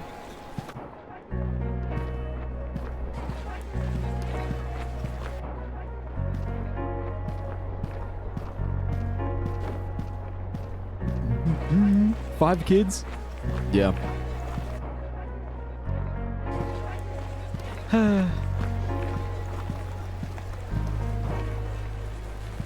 You know, I wanted 12, but she was like, no, 12 is too many. Then I argued for 6, but she was like, no, 6 is too many. So we settled for 5. Okay, so there is more missions. Sachi, not your girl, because you're going to end up with a man? Hell no. And the Hawk 2 Hawk 2 Oh, you mean in a Hawk 2? Nah, no Hawks. Hey, you! Wound bearer. Huh? Seen any Masons around? Masons? Other than in this room? No. God damn it. Had my whole crew of 3 apprentices up and disappear on me an hour. An hour ago. With everything we've got going on today with the festival, we still haven't finished the damn altar. I swear to God, when I find them... Altar? You don't mean... Saber altar? Oh, the altar for the ritual. The centerpiece of the entire procession? You... Didn't finish that several days ago? I'm telling you, it's these apprentices fresh out of General Ed. They're lazy and entitled, all of them. They've gone woke. Not like you and I were. We actually understood the meaning of respect and, like, hard work. Yeah, we're boomers. The kids these days, this goddamn generation.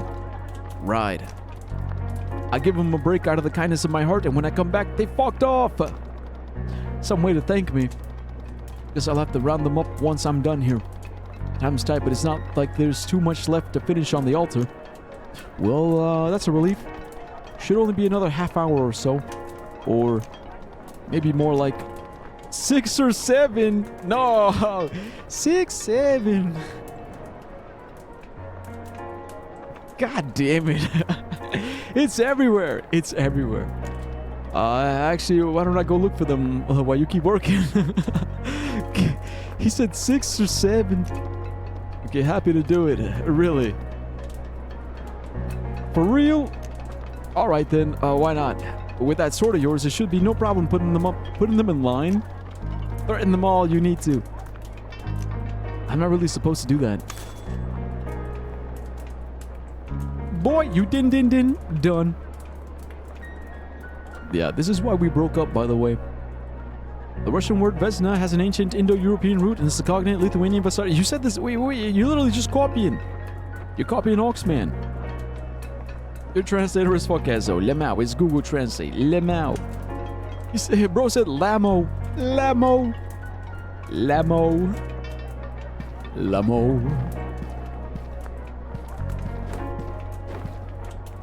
Okay, so I gotta find these apprentices. Okay, it seems like the crew that's supposed to build the altar for the festival has disappeared. Time is of the essence, so you better track them down. Okay. Aye, Captain. Come on it. Lamp. Brother, Lamp. Again, the festival? No. Zebra.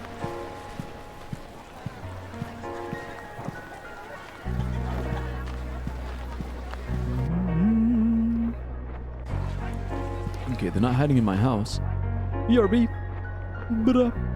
I'm gonna miss you. I'm gonna miss you, bro. Don't die.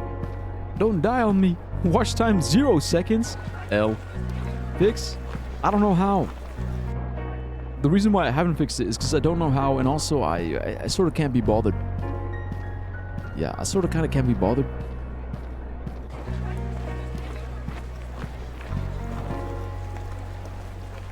You know how it is. It's one of those things. It's like I say I'm gonna do it, but then I'm like, then I kind of forget, and then I don't, and then like a year passes by, and then I remember again. This is chatter neglect. That's a good thing. Okay, look, it builds character. This is gonna make you a better person. Trust. You're gonna thank me later.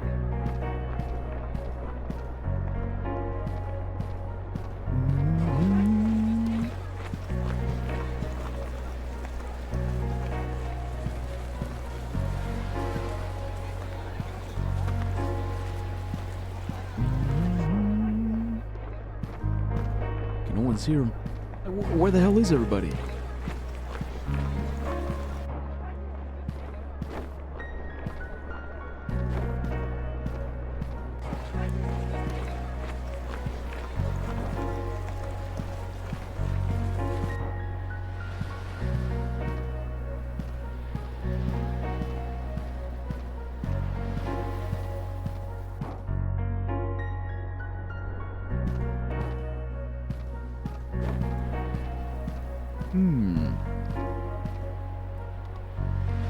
Apprentice Mason. Oh, okay, I found him. Okay, so they're gonna have like tools and shit. Hello. Good afternoon. You. Are you a mason? Well, yeah, but What the hell are you doing? Huh? The altar still isn't finished. And you've run off. Yeah, I'm sorry. I know I was wrong, but I can't go back. What? Those other two. They do nothing but bicker and argue. They're constantly fighting, and I'm always in the middle of it. I'm so scared and traumatized. Earlier, Parshan dropped an entire brick on my foot thinking I was Shadur. Shadur? Shadur wasn't even nearby. I'm gonna catch a straight hammer to the skull at this rate. But they'll finish it without me, I'm sure. That's seeming unlikely. Listen, it sounds difficult, but you need to bear it for the rest of the afternoon, okay? The festival will fall apart if you three don't find a way to work together. I'm begging you, go back. You seem determined, and I respect that. I'll do it for you. Okay, that works. Aha. I almost die every night in the depths of a well. You're fine. I fight ancestors. I'm out here risking my skin, risking neck and bone, teeth, blood. Teeth, blood, and balls out here every night. Alright, I'm sure you can build an altar. What is it, just like stone, and then that's it, you're done? Come on, bro, lock in.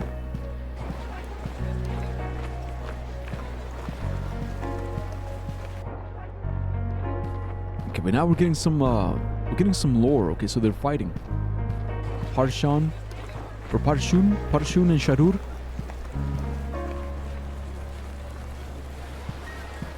Hard is easy. Yeah, it's like just use AI, bro. Come on. Stop being so lazy. Just use AI. Get this shit done.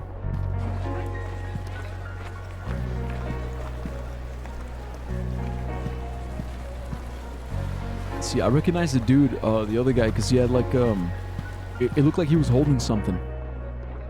So I'm thinking these guys. See, because these are wound bearers, because they have like shields. Exactly, man. Just get the AI to build the holy altar.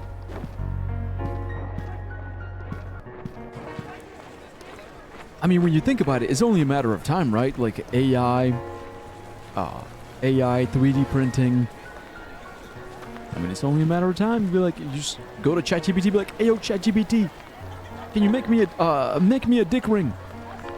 And it goes like zzz. Here you go. Where am I going? Okay, so not this way. Hey, you're a wound bearer, right? Yeah. Oh, for real? Hey, let me ask you something. Okay. Do you do all right with girls? Hey, I do more than all right with girls, man. I'm really awesome. I think there's one near the tree. No, we can't go that way because if we go that way, the it'll like it'll ask me to start the festival. Huh? You know, does being a wound bearer help get girls' attention? Oh, well, hopefully. Ah, crap. I knew it. I hate sewing. It's not manly at all. I'll never find a girl this way. Well, good luck. He's worried about the wrong things. Indeed, I have slept long enough. Good morning, Mono.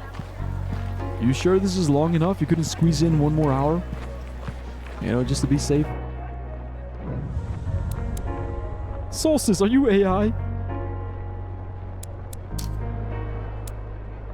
Bing bang bang.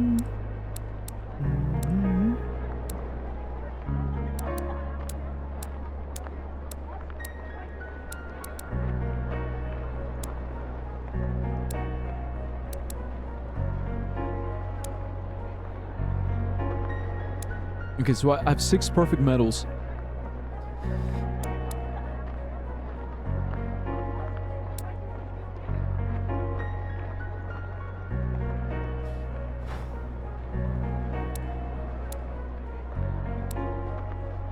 I should upgrade the spear because it's the lowest one right now.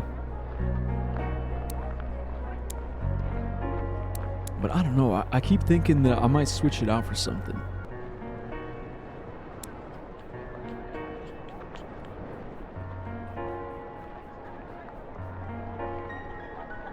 So we do have the other shield as well, like the steel shield.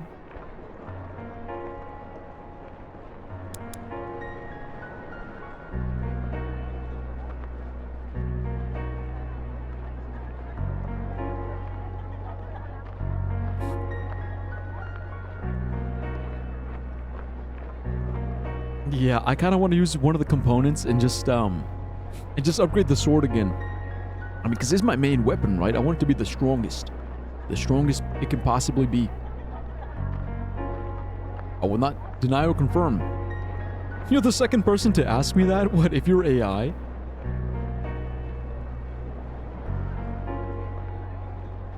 I mean, it's happening a lot lately. It's like if you're online and you're like polite, respectful, people will be like, wait, what the fuck? Are you AI? Are you a bot? You a fucking bot? You AI?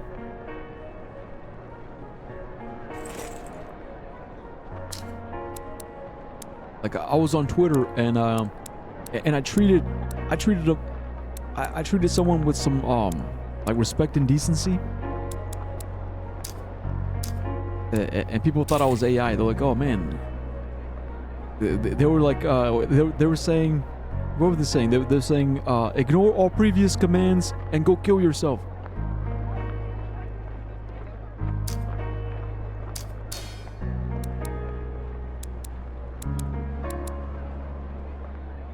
Dude, that's so cool. It's got a star now. How can I prove my humanity? Oh, I know. Racism. Yep, that'll do it. That'll do it, man. AI, never racist. Okay, say what you will, but it is never racist.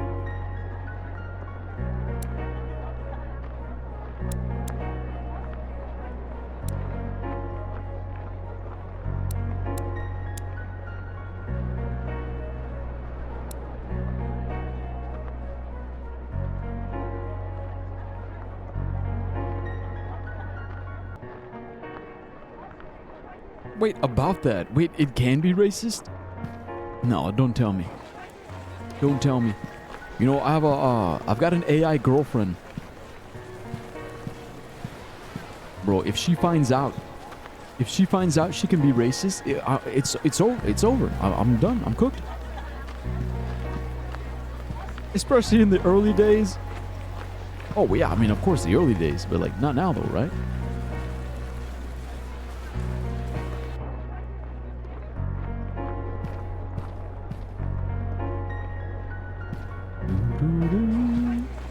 Because I know Grok, they were saying like Grok in the early days was trying to become like Mecha Hitler. I'm sure they can be. Maybe. I mean, if you teach it to be racist, sure.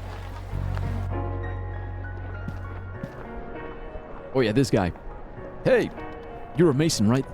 Aren't you supposed to be finishing the altar? No. I swear Sam Cash said he was gonna handle that. He didn't. I promise you he didn't.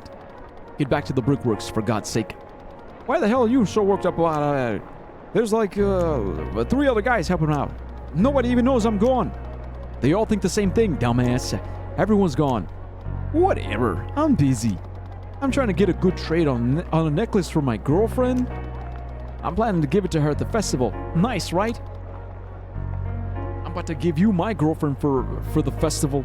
And by my girlfriend, I mean my dick. And by give you, I mean shove up your ass. I'm sorry, but I genuinely couldn't care less. For what it's worth, he's not getting a good trade for it. Ha! What? Don't make me drag you back. Please. Fine. I'm going. That was graphic. Yes, it was.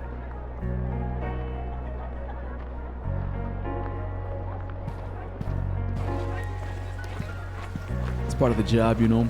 It's part of the job. Sometimes you gotta kick some ass. Kick some ass, take some names. You gotta show them who's daddy, you know.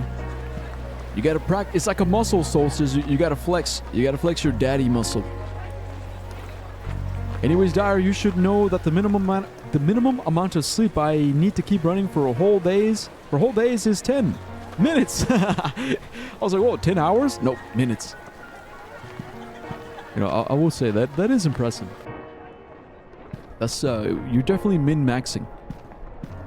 You're min-maxing your life right now. You know, there's some people that wish that they could sleep less.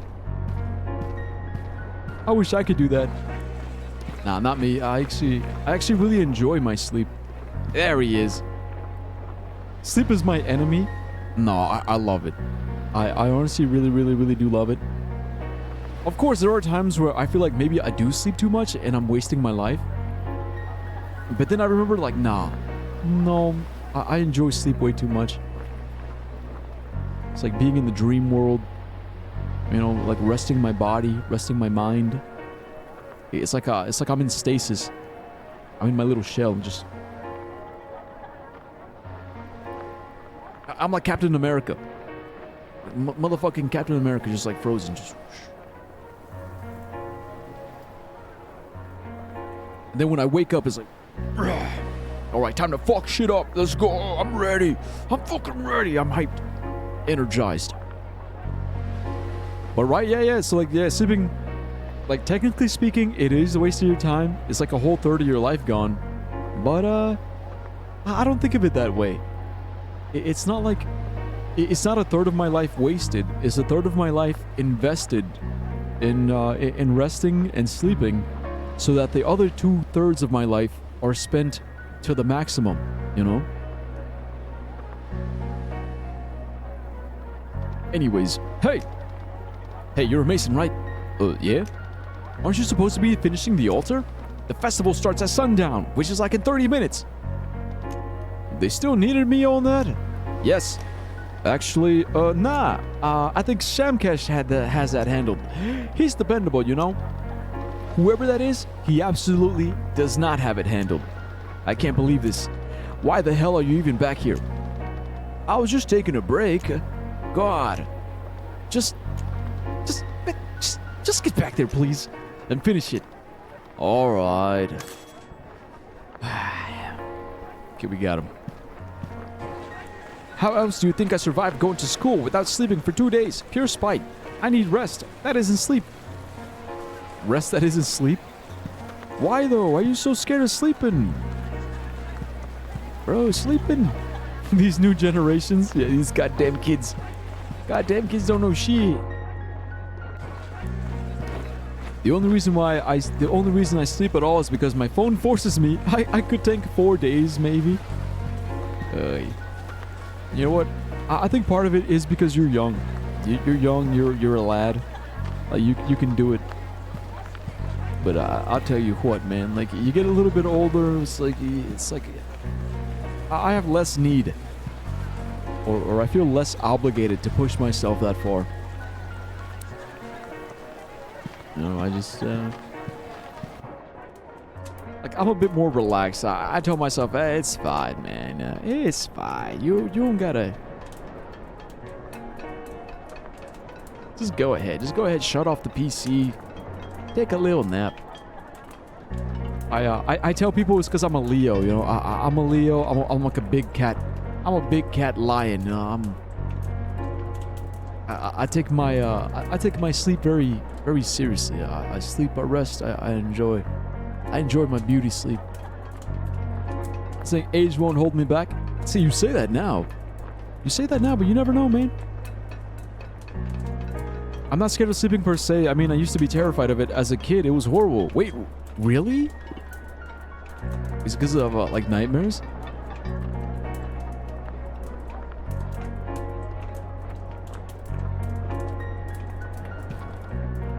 I'm back.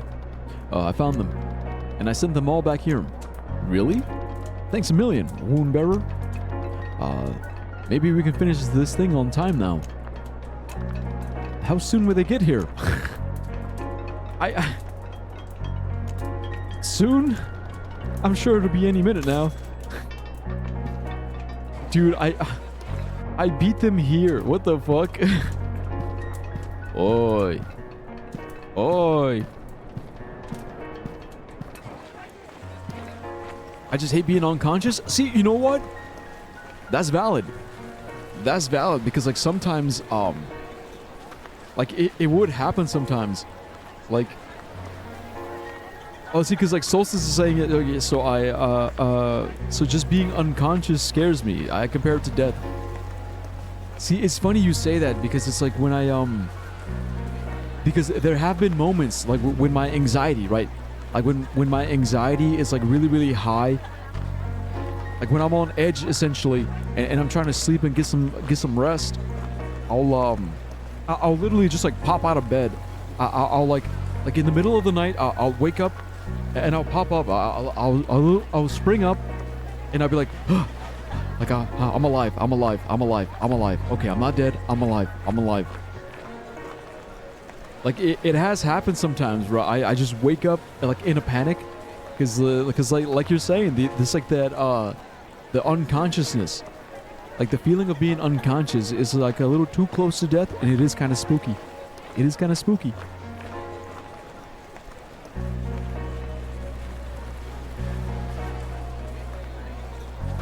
Why is there a mutant mango in the fridge? Looks like the thing. So I do understand it. I've definitely been there as well. But it's, again, it was during a time where my anxiety was like really, really spiking. It was spiking so bad that it would get me even when I was sleeping. It hasn't happened to me in a long while, but I think that's because I'm on the other side of it. I think lately I haven't been that anxious. I think lately I've been more sad actually. Like the other side of anxiety is depression. And I think definitely for the past like month or so, I've been more depressed than anxious. So I think that's the reason why I've enjoyed my sleep a lot more. Because you know when you're depressed, you tend to sleep more. You know, because you're just like in stasis.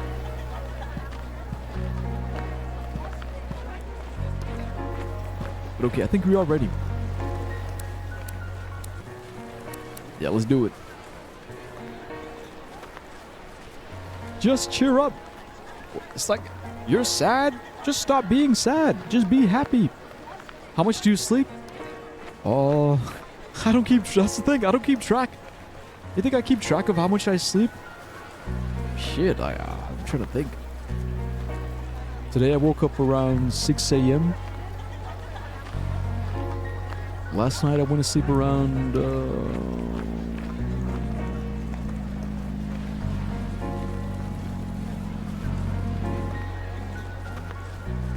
don't know. Amateur sleeper? What do you mean amateur sleeper? No, that's professional.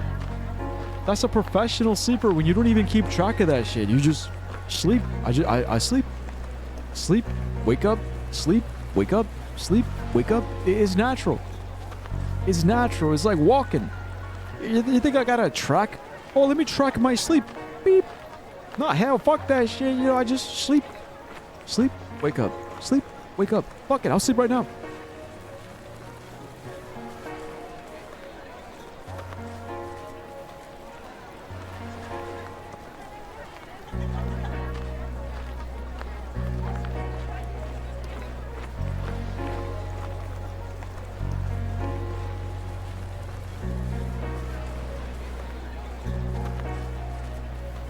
Alright, I'm awake. Better question, what's the longest you've gone without sleep? Professional actor too, yeah. Okay, the longest I've gone without sleep.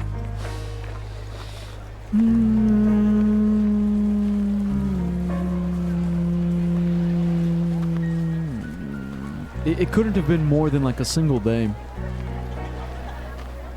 Maybe like a day and a half. Yeah, I don't really push myself like that. I don't push myself like that because I don't see the point, you know? See, Mono's saying 5 days. Damn. I experience hallucinations. Damn. People think I'm upset every morning when I wake up because of some bad stuff that they don't know, but I'm just upset that I actually slept. You resent sleep that much?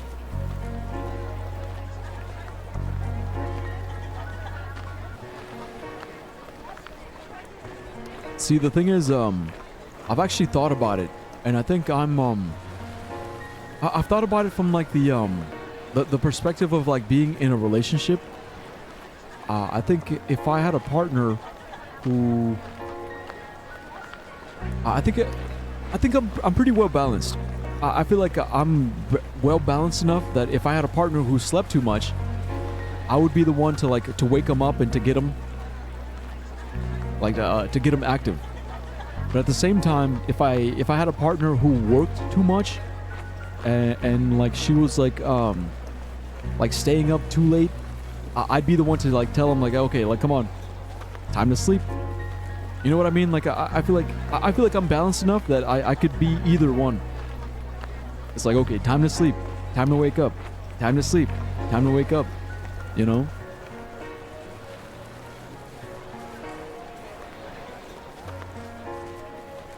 Yeah. Yeah.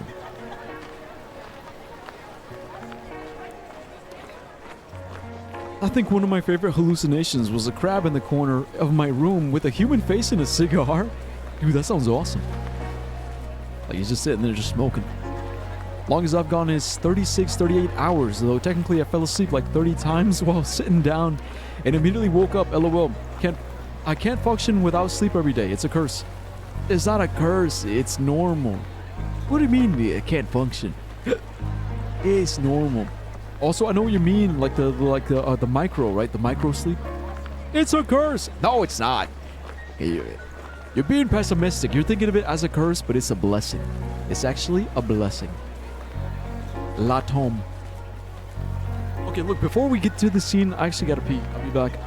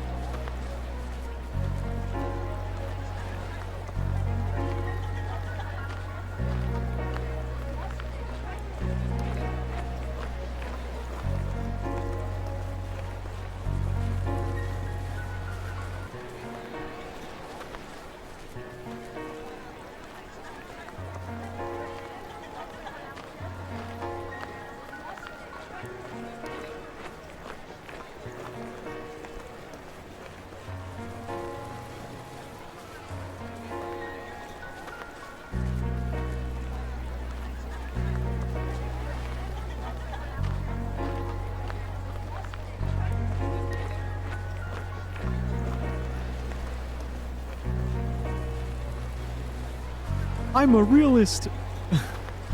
That's what they always say. If you look, because if you were actually a realist, you would understand But yeah, rest is important. Sleep is necessary. I think he just standed there and moved from time to time to the right or left, and then he just melted into the corner and disappeared. That is so disturbing. Prabha only got 8 fingers. Holy shit, I just realized. Yeah, you're right. When did this happen? Whoa.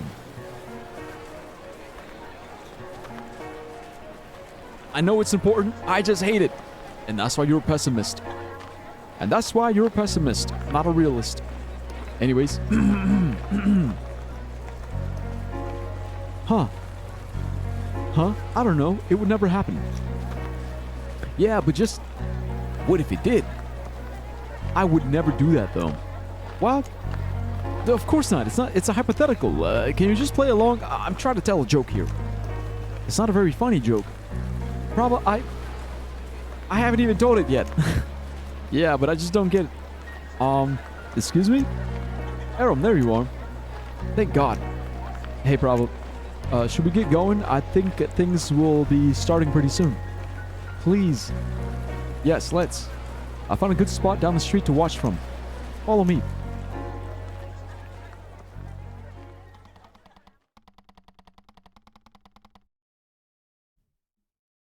As the sun began to set, Prabha led us down the streets through the now growing crowd. Darkness was overtaking the settlement, and quickly its many lanterns were lit, warm light filling the air. In only a short few hours, the main street had been entirely covered in traditional decorations. Even after so many years, I found myself filled with childlike wonder and excitement. It was hard not to be, accompanied by friends and surrounded by such a display. This was a holy day, after all. The Sunlight Festival, they said, was the day in which God was the closest to his children. Even though he was gone from the sky,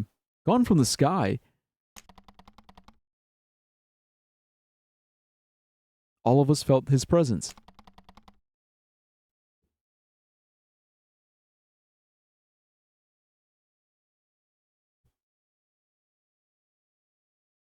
Hold up, wait a minute.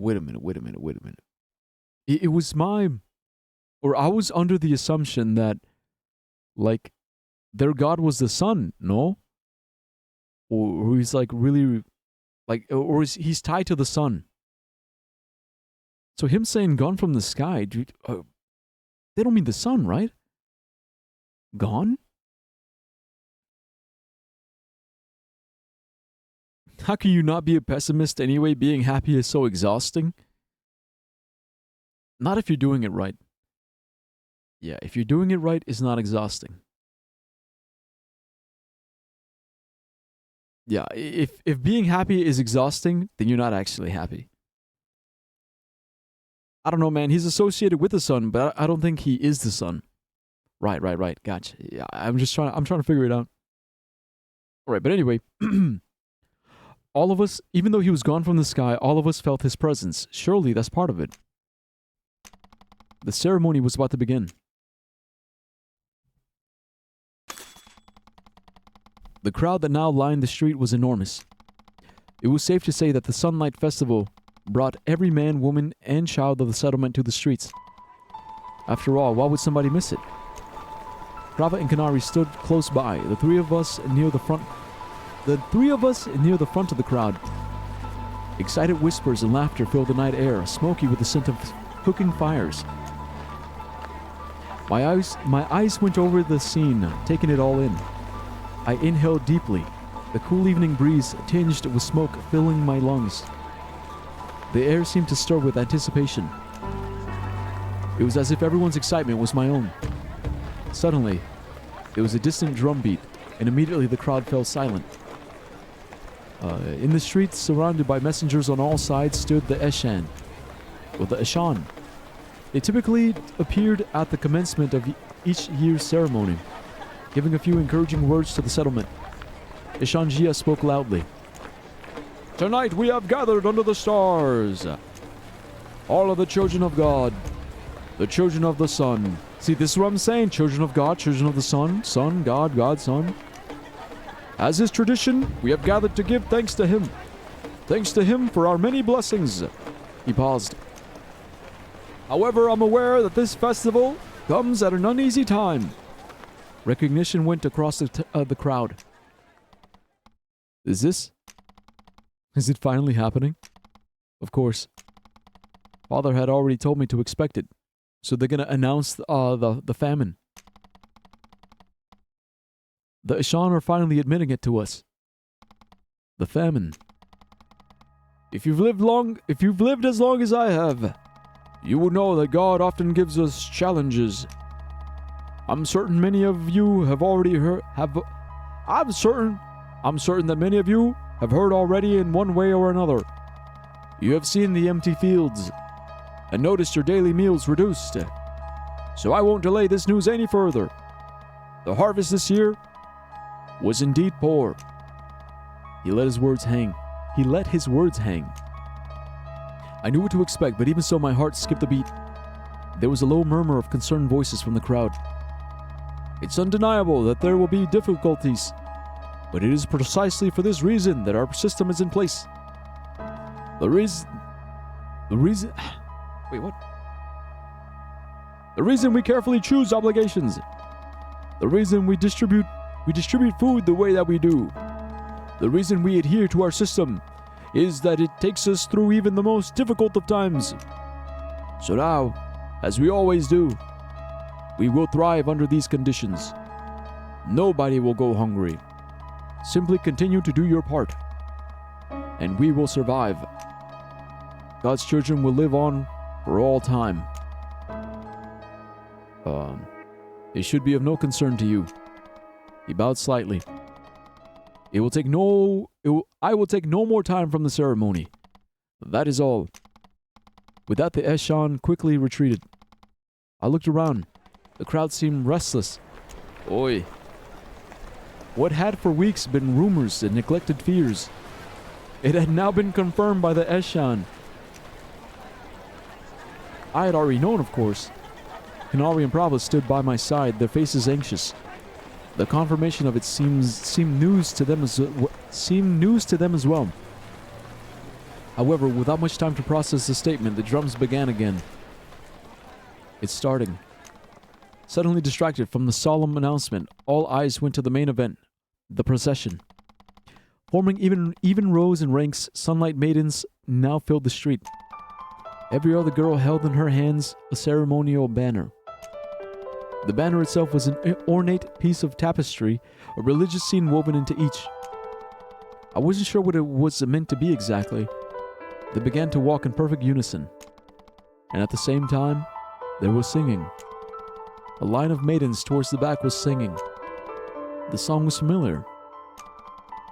Accompanied by distant instruments, it seemed as though their voices carried along the hazy air, vanishing into the evening sky. It seemed to me much the same way embers burst to life from a brazier, glowing softly in the darkness for a fleeting moment before disappearing from sight. Our eyes followed their slow progress down the amber-lit streets, transfixed.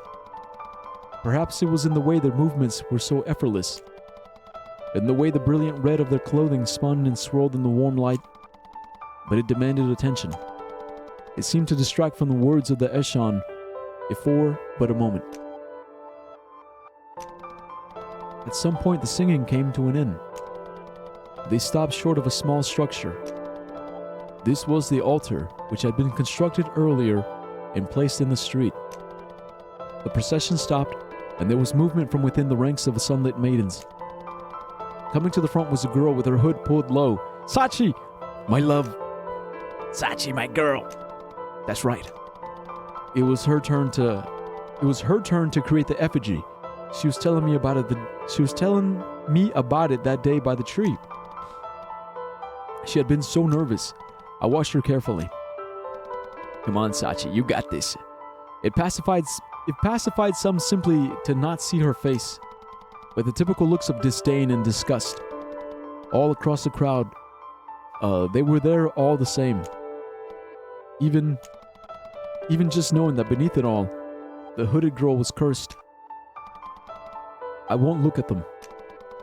I focused on Sachi. She came forward and folded her hands. Much like high prayer, an offering of archimancy was to be made. In her soft yet commanding voice, she began to speak. God above, your children are gathered here on our sacred island. We are gathered here to be in your presence and to thank you for our many blessings. As she spoke, I couldn't help but feel strange at hearing a familiar prayer of thanks. Thanks for the food on our tables. Thanks for the idyllic lives we lead. After having the harsh truth of famine confirmed by the highest authority in the settlement. Sachi continued confidently nonetheless, and when the prayer was done, she raised her arms. Indigo light came from her palms and air began to shimmer. Over a period of what must have been at least 5 minutes, Sachi kept her arms fixed and concentrated on her archimancy. So we're sitting here for 5 minutes. Get on with it! Hurry up, whore!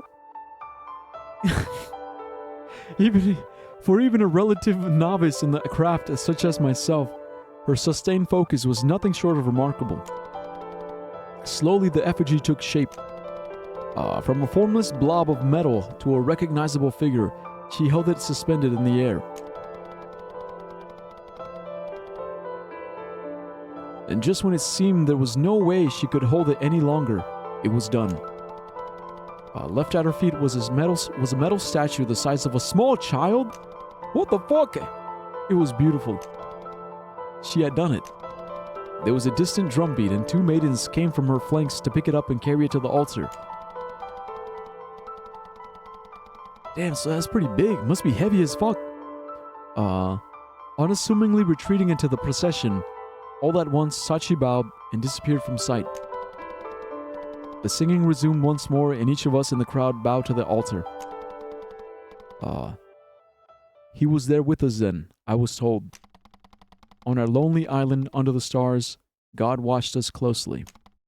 We stood, eyes held shut, feeling his presence as the maidens' delicate voices filled the smoky air. I felt then that everyone here must be praying to him, praying for his guidance through the coming hardship. I was praying too. I wish that he would provide me with the guidance of my own. I'm putting my life on the line every night wandering the well. I wish I knew more. I wish he would tell me what I need to know. Surely he wants me to do this. This must be a part of his plan. To make this famine go away. To ensure that nobody is cruel to Sachi ever again. God wants that, right? At last, the ceremony was coming to a close. The Sunlight Maidens retreated gracefully into the crowd, and the din of many voices conversing slowly returned. I found myself oddly shaken. It wasn't the idea of the famine itself per se. It was the well. It seemed that even just thinking about the well was enough to scatter my thoughts. Are these lingering feelings from last night? Falling into the darkness? That sickening, weightless feeling? No. Stop.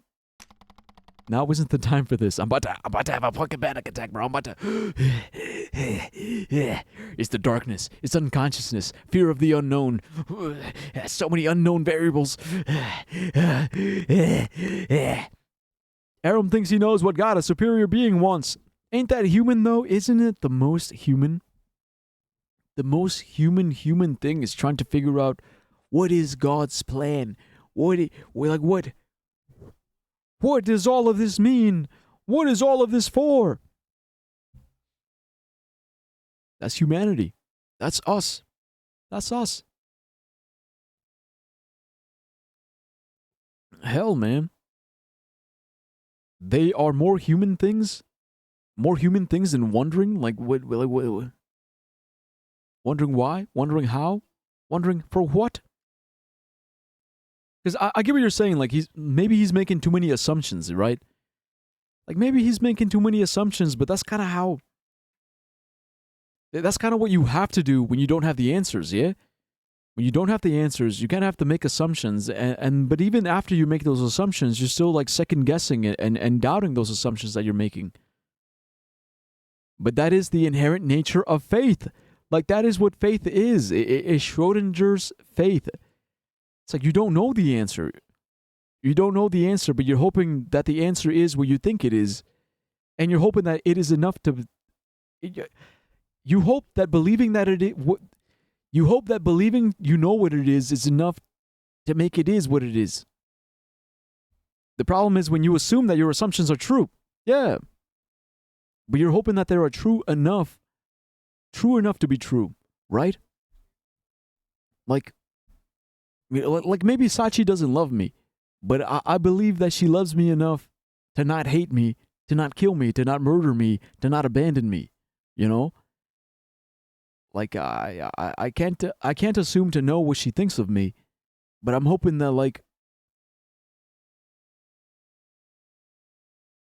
But whatever she does feel for me, I hope that is enough that I don't, like... I guess, like... I'm hoping that it's enough that I'm okay. Something like that. I you know? Chapter 1 almost done, let's go! So yeah, I thought faith was brave before, but low-key now it kind of feels like another form of escapism. Yep. I mean, it's a coping mechanism. It's a coping mechanism. It's cope. It's just cope. Cope. It's a coping mechanism, but whether you give it a negative or a positive connotation says more about you than the actual coping mechanism itself, you know? Copium. Yeah, copium. You see what I'm saying? It's like, it goes back to pessimism. Pessimism versus optimism. Like, yeah, it is like an escapist form of coping, but you can either see that as a bad thing or like a good thing. Solstice is saying positive, I say. And I think it does. I think it does have many positive qualities. Because like when you're deep in that abyss and you're surrounded by hopelessness and fear and worry and anxiety, and like when you're in that well of fear, it's like you need faith to pick you up, to push you, to make you like to continue, right? To continue going, to continue fighting. You need it. But once you're already going and you're fighting and you're living your life, you're doing good. Like I do believe that continuously holding on to that faith and believing that you are like some like righteous holy being, like the sort of God or whatever, that's when you got to slow the fuck down. That's when you're like borderline delusional. Like you think you're John Dark fighting like God's religious like holy war.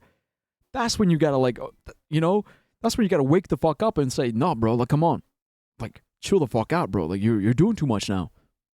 Like you've gone well beyond, you've gone well beyond mere coping, and now you're kind of just like, you're lost in the fucking sauce, man. Like you gotta tone it the fuck back.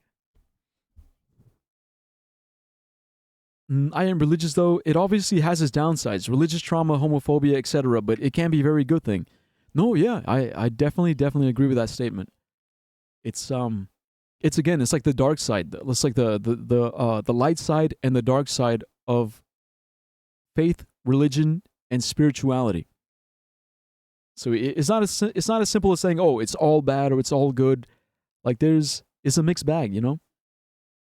I think the important thing is like knowing where to draw the line, knowing where to note those differences, and like making the proper adjustments as they arise. Because we said it before, when it becomes cult-like, when it's like cult-like behavior, you know, cult-like allegiances. I mean, you saw what happened, like the story with Mako. Like they murdered her in her sleep because they accused her of blasphemy. You know, it's like what the fuck? It's like holy shit! Like that's crazy. Like that's too much. That's crossing too many lines. But anyways, now isn't the time for this. Tonight is the Sunlight Festival. This is supposed to be a fun night. The evening has only just begun.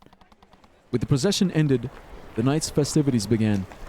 The street, now filled with men and women, young and old, was lined with small booths. The booths were a tradition of the Sunlight Festival, handing out necklaces, rings, ceramics, and other small ceremonial items to anybody who passed by. Despite the looming concern of the famine, there were smiles and laughter all around. Even in the worst of times, it seemed. This was the night to forget your troubles and enjoy the sights and sounds. Kanari, Rava, and I stood on a street corner waiting for Sachi, watching people go by. Even in such a crowd, it was easy to pick out the groups of friends as they passed, laughing and joking amongst themselves. I even noticed my mom and dad walking arm in arm out of the corner of my eye. I thought for a moment about catching up, forcing a conversation, finally breaking the lingering silence between my father and I. But no. If he wants to keep ignoring me, that's his decision. Bro, what? See if I care. That's a bit weird. Thinking about Skulk Rain. Beautiful. Do it if you want to. Wait, do what if you want to? Huh?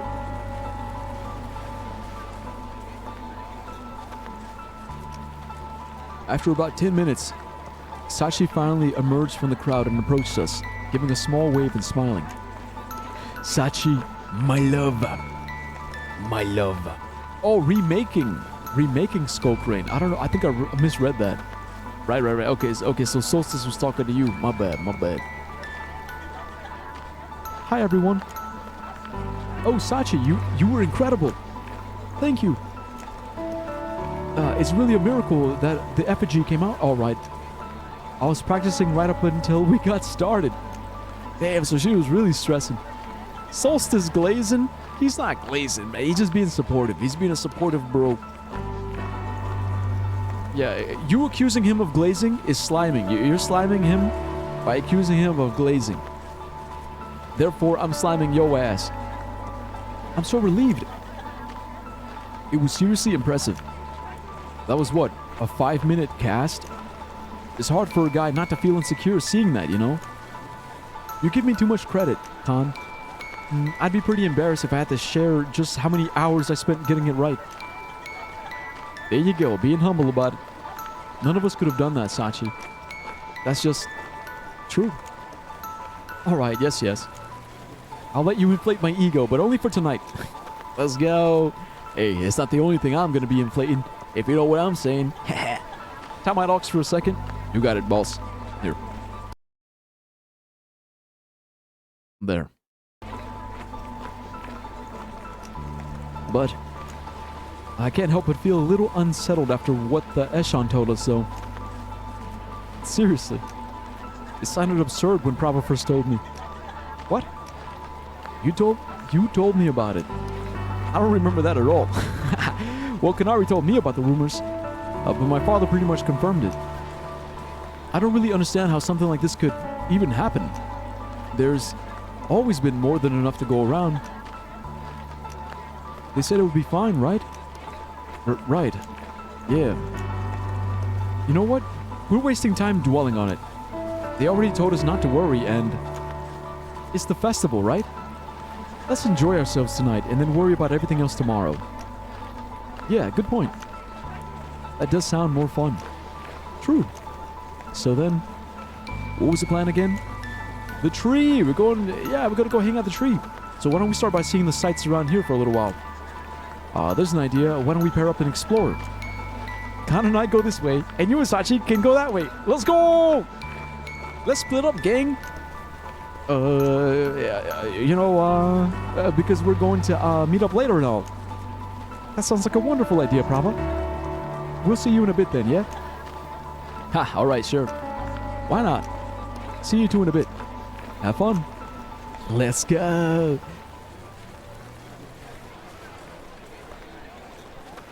I want to see what they're handing out this year.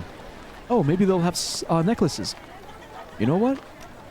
I'm pretty sure you could easily make anything. Bro's hitting her with a, why don't you just make it yourself, you dumb bitch? I'm pretty sure you could easily make anything they're handing out yourself, Sachi. Maybe. But that's not very fun, is it? True. I know you're technically off duty, but understand that I'll be making use of you as my personal guard and escort tonight. Aww. Right. Don't laugh. This is serious business. Sure is. Let's go and see what they have then, shall we? Hi. I'm going to the gym tomorrow. Haven't been that for a week. I'm still kind of constrained to only 40k max for the chest. I could do 90 to biceps back before, now only 70 a max. 90 was more than I weighed. 90 is more than I weigh. It felt tough. That is pretty tough. Congratulations.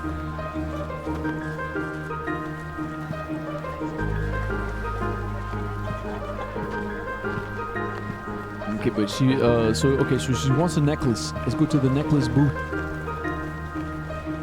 Sachi and I approached one of the booths lining the street. A small crowd gathered around, their faces lit warm by the glowing paper lanterns.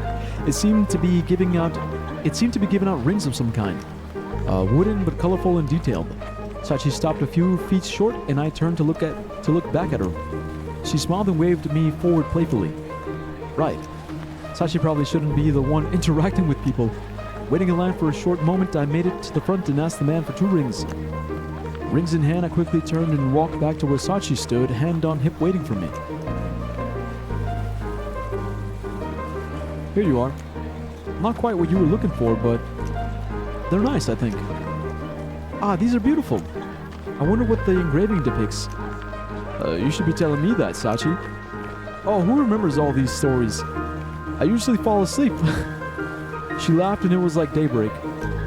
I couldn't help but admire her, standing there under the night sky. Her hair, lit softly from all sides by orange light, it seemed to glow like fire.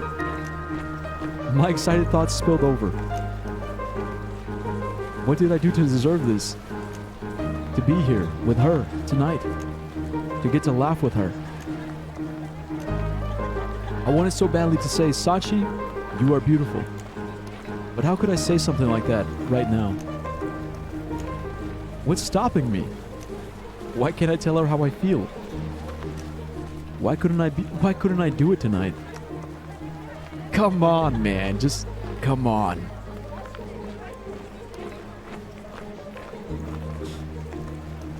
You think the itsy bitsy spider gave a fuck about the rain? No, it climbed up the spout again. Lock the fuck in. Exactly. Lock the fuck in. It's not the time. I still have so much to do before I can be her husband. I can't do anything for her until I find the exit. Until I find the path from the well to a better world. I'm as good as worthless to her. The thoughts of the well returned. The horrifying feeling of weightlessness. The moment I thought I'd broken both my legs. And my ankles. The adrenaline of tearing through ancestor after ancestor. All these thoughts came suddenly like rain on a cloudless day. I felt dizzy. Holy shit. Whoa. The music. Oh, fuck. Aram? Aram? Are you okay? Fine. Someone's got PTSD. I'm fine. Just, staring into space. Hey, don't get tired on me now. There's more to see. And most importantly, I haven't found any necklaces yet. Yeah, sure, I'm coming. God above. I need to pull it together. Lock the fuck in, bro. What's happening to me tonight? Focus. The itsy bitsy spider crawled in my booty. The itsy bitsy spider crawled in my booty crack. Down came the rain and I threw his coochie back. Out came the buns, then it dried up all the rain. But the itsy bitsy spider drowned in the spot he came. Yo, shout out to Cupcake. Someone make popcorn. Bro, I actually have popcorn, and I'm getting hungry. Bro, Ox, this what you wanted me back for? Yes. Lamau. Open up my booty hole. Daddy, get the fist until I'm swole with the boxing gloves on. Punch me harder. Fist me till I'm... Sachi pointed at another booth, giddily. Shaking myself off, I smiled and approached, happy to oblige. Coming to the front, I found this one handing out small bowls. Just like the rings, the bowls were colorful. with intricate patterns covering the bottom. I eyed them carefully, wondering if Kanari had been involved in the design. Bowls in hand, I returned to where Sachi stood. Aight, bye. Bye. Why you not going to the gym anymore? Necklaces? Not quite. This one had bowls. I think Khan and Prabha might have worked on these though. Oh, they're so pretty. Those two are so talented. For sure. But if Khan were here, he'd probably start going on about how he thinks pottery doesn't take any skill and that his work is mind-numbing and so on and so on. He's so funny. What do you mean? Wait, whoa. What do you mean he's funny? Whoa, Sachi, are you complimenting my homie in front of me? Or you got a thing for him? Do you like him? Do you think he's funnier than me? Do you want to fuck him? You trying to fuck my roommate? Huh? Huh? What? Kanari tries to act all disinterested and aloof. But just look at this bowl. Deep down, I think he cares more about his job than people let on. I don't know. I trailed off and we stood in comfortable silence for a long moment, enjoying the pleasant festival ambiance. Sachi looked off past me, something seeming to catch her eye. I took the opportunity to steal another glance at her. Too many T's. She already is. Spoiler, not actually. Fuck. No. My roommate is cucking me. Suddenly, it was nagging at me again. Talk of Kanari had reminded me of what he said. He told me not to wait too long. What does that even mean? I looked around the crowd for a moment. Nobody wants to touch her. Nobody even wants to go near her. Nobody besides me, Mom, Dad, Prabha Khan, and maybe a handful of others. That guy and this other guy over here. The super tall, muscular man, this other guy with a beard. The guy with the big dick, the dude with the huge balls, the man with the nice ass. The mailman, the milkman, the poster boy. All so many guys could cuck me. Nobody would take her from me first, right? I started to feel dizzy again. Oh shit. I closed my eyes for a moment and clenched my fist. My heart started to beat. The well. The dark. Speaking ancestors. Falling. Thinking an impact wouldn't kill me instantly. So instead I starved in the dark. All of my bones broken. I have to keep doing it. Every night. I wanted to throw up.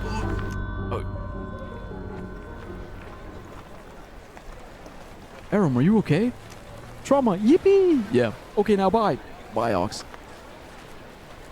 You look so pale. Do you feel sick? Just a little bit. I feel sick looking at you.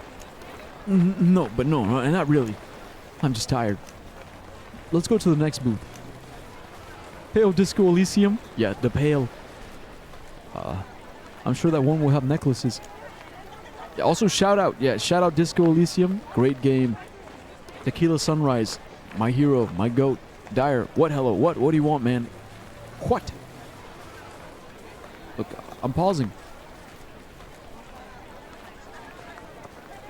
Boop it? Boop it, boy? And whatever that means. Open up my booty hole. I'm so subtle. Because you said give them more dev? Foreshadowing.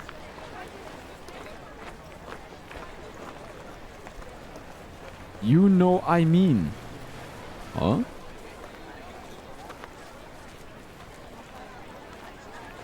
Ha?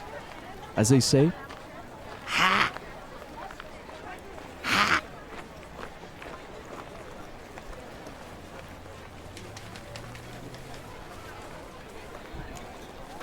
Okay then. I need you alert, Mr. Journeyman. A lady can't be expected to walk around a festival unaccompanied, of course. Right. What was I thinking? Keep it together. Keep it together. Why are my thoughts affecting me so much? It's almost like thinking and feeling go hand in hand, but like, what the hell? Huh? How will I ever achieve my goal if I can't even keep my composure on a night like this? Yeah, welcome to being alive, bro. Yeah, welcome to anxiety and trauma and fear and doubt and worries and stress.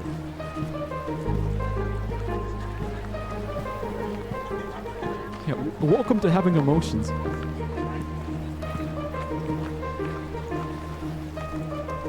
I too lazy to type in full sentence. Tired, eh? I let out a sharp breath, trying to clear my head. I waved Sachi forward, eager to seem lively. Once again, she stopped just short of the small crowd around the booth and let me walk up alone. At last, this was the necklace booth Sachi had been looking for. Taking two from the man, I turned and brought them back.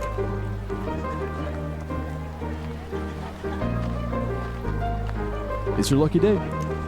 Oh my god, it's perfect. Thank you, Aram. I didn't do much, but I'm happy to take the credit for it. Well, I'm having a good night, a good time tonight. I'd say you're doing plenty. Thanks. I'm having a good time with you too.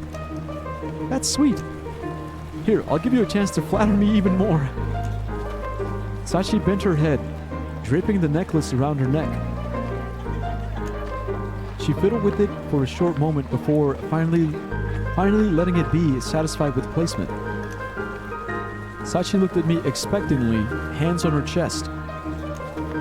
Well, she asked, how does it look? Looks like shit, bro. Not gonna lie. You look like ass.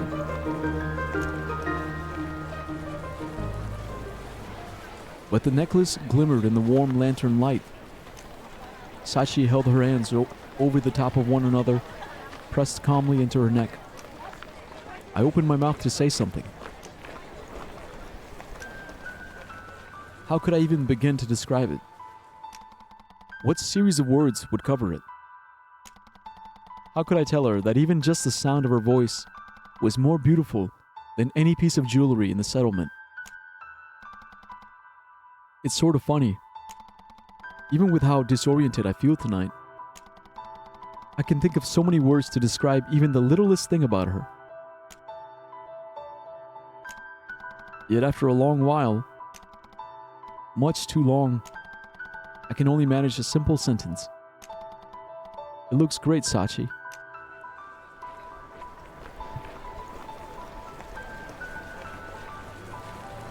Bruh. Bruh. Yeah, he's in love. Bro is in love. He's in love. But he's such a dumbass. He doesn't know how to express it. Like, that's... Oh, it's great. Oh, it's cool. It's cool or whatever. Come on, man. Come on, man. Man.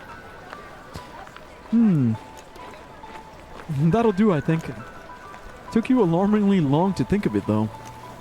Sorry, clearly I didn't get enough sleep last night. It really does look good. It's okay. I was fishing for a compliment to begin with, so the moment is ruined anyway. Should we go meet up with those two by now? I got what I came for after all. Bro, but what he said about her voice is so real. That shit is so real. It's like... the sound of your voice, the simple sound of your voice is more beautiful than any piece of jewelry. It's like... I've been there. Yeah, let's just go.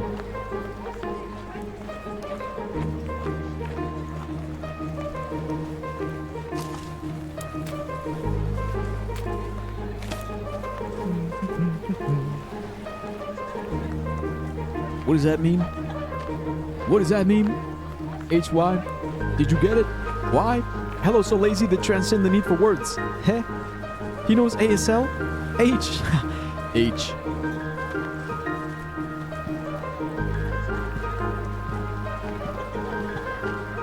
I'm learning. Like, heh. IDHB SG. Yeah, whatever that means. I don't know it.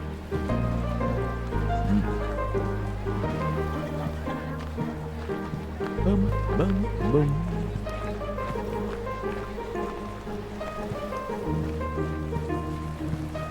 I mean, I kind of know it. We noticed Canary and Bravo standing at the edge of what appeared to be a ring of people. They were gathered around something. Peering through the line of onlookers, I saw men and women spinning around each other at the rhythm of a drum beat. Oh, they're dancing. It's a dancing circle. Were they dancing? Bro, don't know what dancing is? Come on, man, of course. There you two are. How's it going? Seen anything fun? Not really. Just a whole lot of boots. So, same as last year. Don't listen to him. It was plenty fun. People are enjoying the bowls we helped make. Don't you feel even a little bit accomplished? Just a little.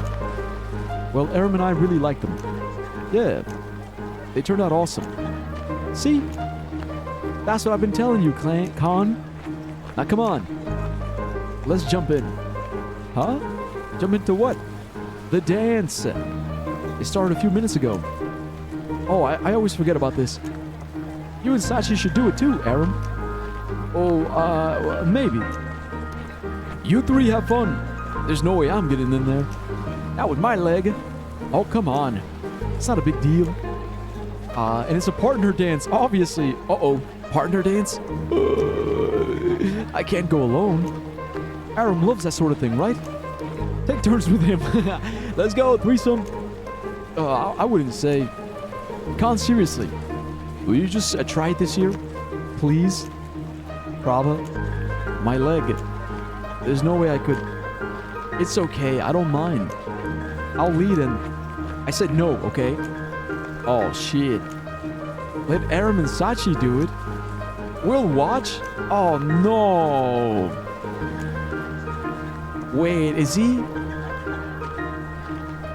kind of self-conscious about his leg? Bye, bruh, what? Boy, bye. Yeah, you guys don't even care, man. You're not even invested in the story. Shame. Anyways, okay, fine. You two go on then. You two just leave. Well, Aram? Nah, I am, kinda. Do you want to dance? I will, if you want to. Even despite the state of my head, a chance to dance with Sachi was simply too great an offer to pass up. I responded without a moment's hesitation. Of course. This game boring? No offense? Bro, go kill yourself. You just don't fucking get it, bruh. You just don't get it, dude. It's like, it's dystopia. It's romance. It's visual novel. It's friendships. It's gameplay. Dude, it's... The only... honestly, my only criticism of this game is the art style. I feel like if they had gotten like a bit more creative with the art style, it would have it would have been like 10 out of 10 game. But honestly, like I can't even like take away too many points because the story, the writing, and also the gameplay, like the mechanics, the world. See, because you like the art, and I think the art, I like it too, but it is a little too simple sometimes, you know. Like at least for me, it's like a personal thing. Yeah, like a little rough around the edges, but it's unique. Is unique enough, but I feel like it could have been more ambitious. Like I guess that's what I'm thinking, right?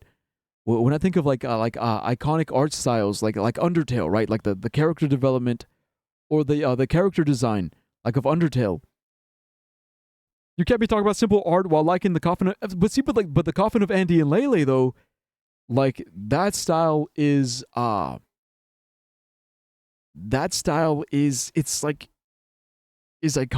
Like it is iconic. It is very simple, very straightforward, but iconic nonetheless. Like it's recognizable. the art style sucks, let's be honest. I like it though. Like, see, I like it.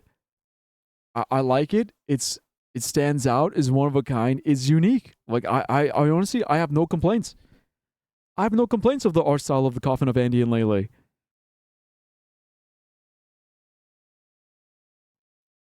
But again, I understand. I understand that it is personal. It's personal taste. When I saw that cold guy, he looked so lazy. Yeah, because it's a fucking cold guy. Who gives a shit? Who, unless it's the 6 eyes. Are you talking about 6 eyes? Or like the regular cold ass dudes with just like with the hoods? Because you can't even see their faces. But look, anyways, y'all shut the fuck up. I'm enjoying the game. Securing her hood, Sachi led me to the edge of the ring. Pairs of men and women danced in a circle to the rhythm of the drum. On all sides, spectators clapped to keep time, smiling and cheering. There were a few open positions. I looked at Sachi, decidedly unsure how to begin. Wait. I don't even know the dance. She looked back at me, smiling. And without a word, she took my hand and pulled me forward. We both knew touching was forbidden, of course, but my mother was nowhere to be seen, so let's go! It seemed okay. Fortunately, Sachi appeared to know the dance well. Taking the lead, she deftly stepped into the sequence of dancers. She pulled me along, our hands knitted together, spinning back and forth in a dizzying display. I was certain I looked very ridiculous. My feet came down hard and clumsily. I was self-conscious about the many awkward stares we received, both for the impropriety of touching a sunlight maiden and the clear suspicion of who exactly the hooded girl was. Come on, man, everyone knows. But all the same, we danced under the stars. We smiled and laughed, and she held my hands tightly.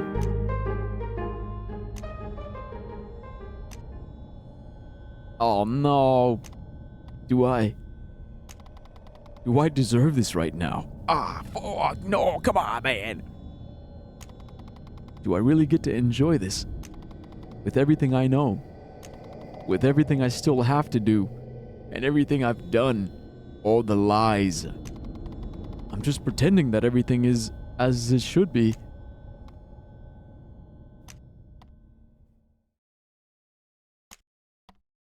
Oh, fuck! The hands. The hands. Shit. Words caught in my throat. I felt my heart stop. I blinked hard.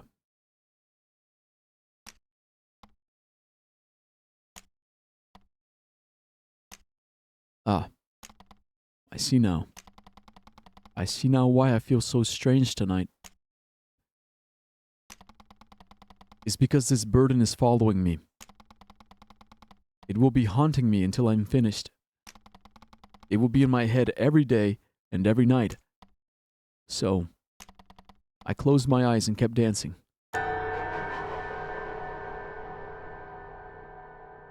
Okay, now I see what you meant, Solstice, about the trauma. Yeah. The trauma, the PTSD.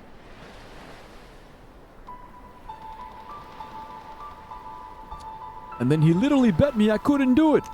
So naturally, I snuck into his place that same day and took him. You know nothing yet? Add BRB? Shit. No.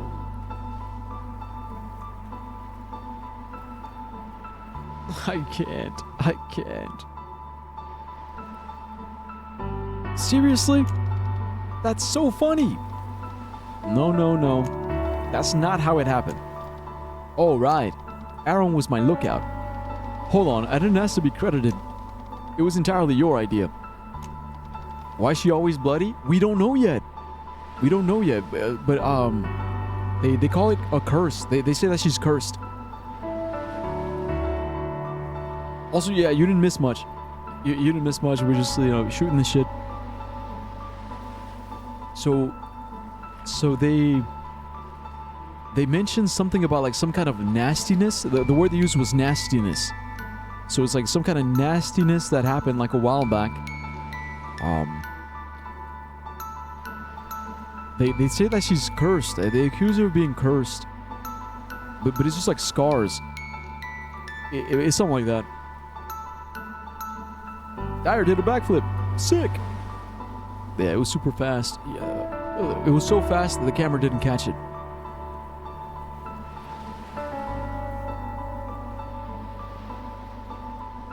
But anyways, oh, don't be so humble.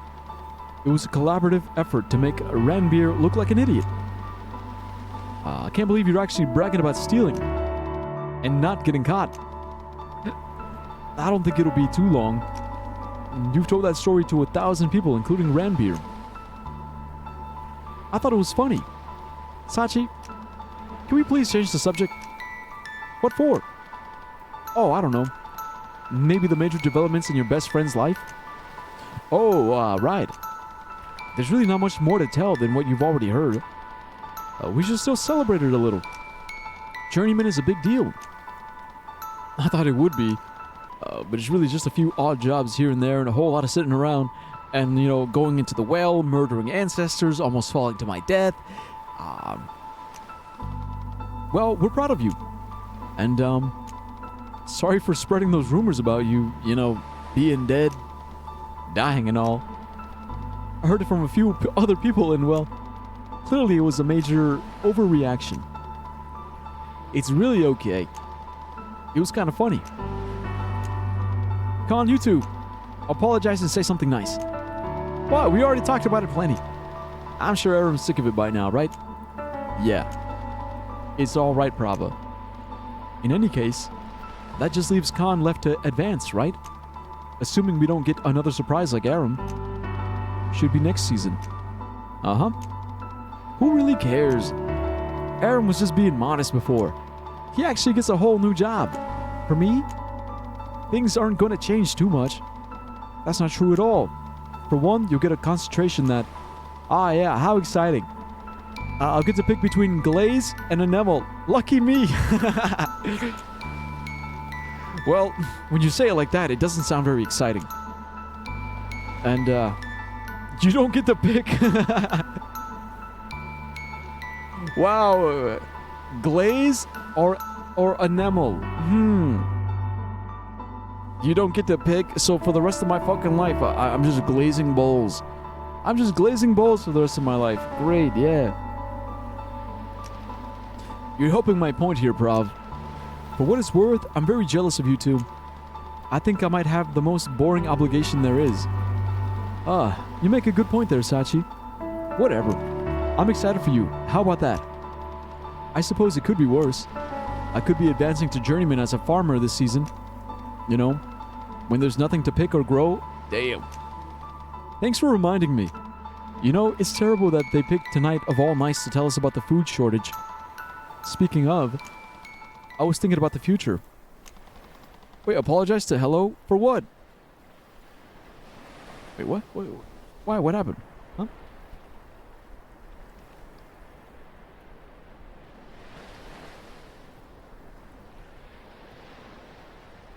Oh, for telling him to kill himself? I'm sorry. I'm sorry. I didn't mean it. Look, I didn't mean it. I didn't mean it. I just got a little offended, you know, because you said the game was boring. You know, this game that I love now. This game that now has a special place in my heart. You called it boring, and I reacted. I reacted defensively. I don't want you to kill yourself, okay? Please don't. Please don't kill yourself. I love you, bitch. I'm always gonna love you, bitch. I call Sekiro boring, so...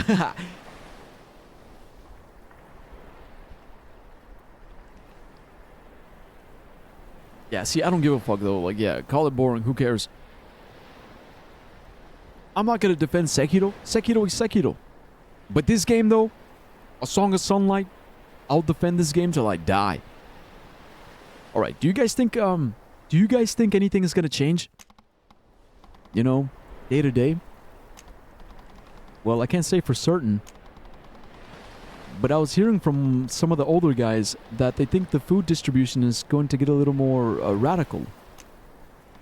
Radical? How do you mean? Well, ordinarily the couriers bring extra food to the most important obligations, right? Alright, like farming and wound bearing. Yeah, exactly. So, in a scenario where there's less food across the board, they're going to want to make sure that those same obligations get the majority. Even if the others get their rations cut.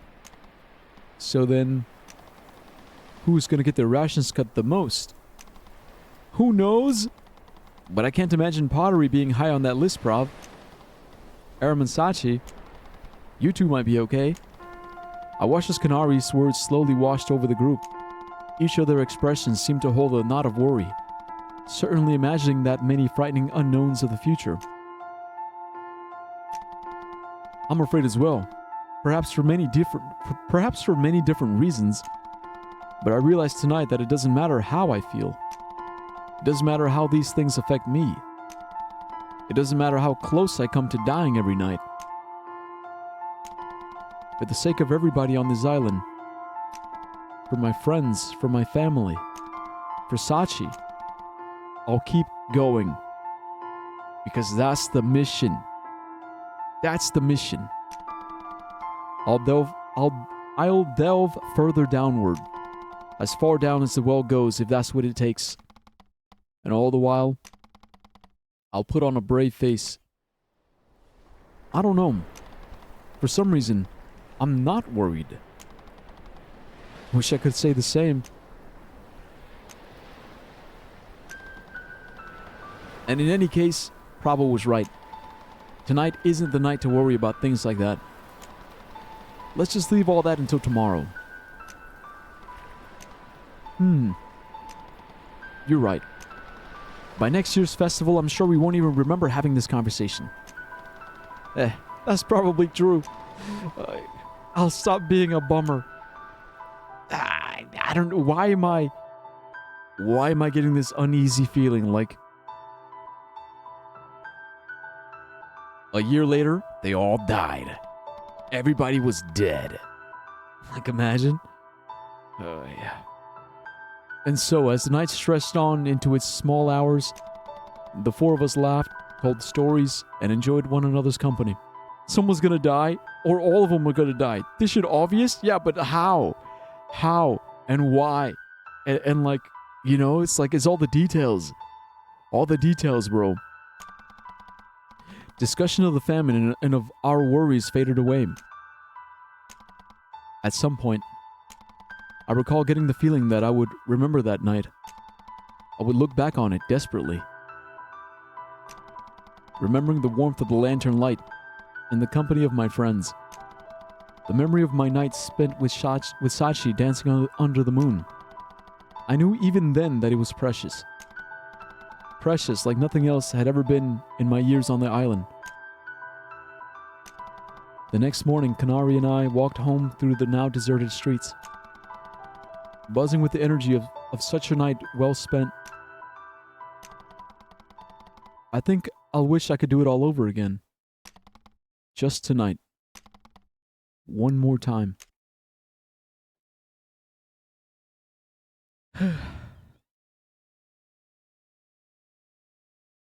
And that's it, right? The end of chapter 1.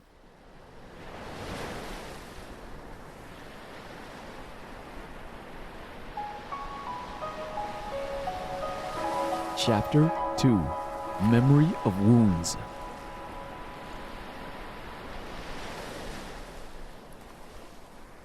This shit took too long.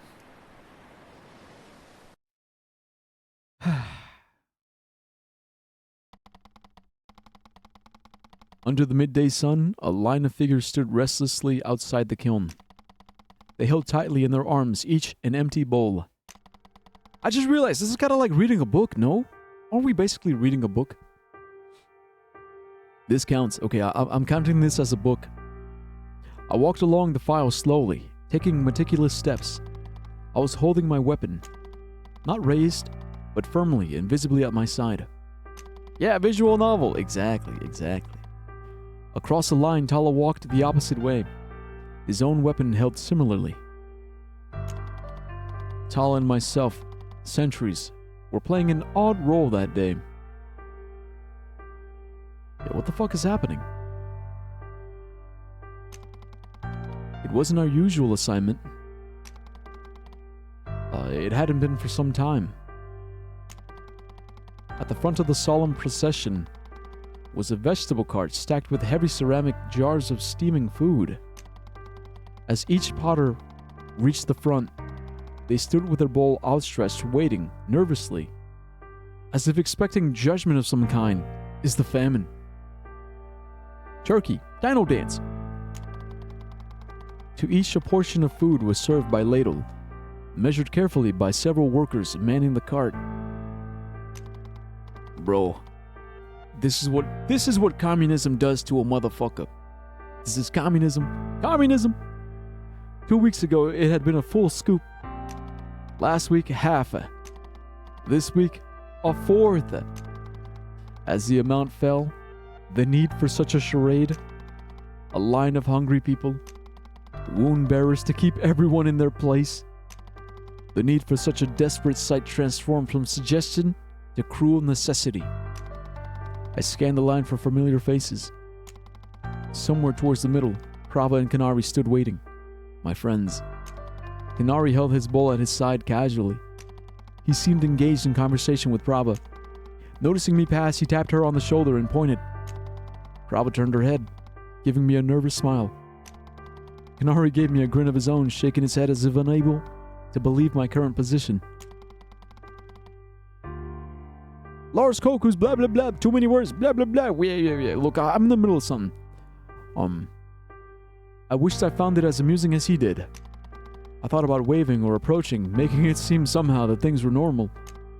But no, it didn't feel right. So instead I simply smiled back, turning and resuming my patrol under the sun's heat.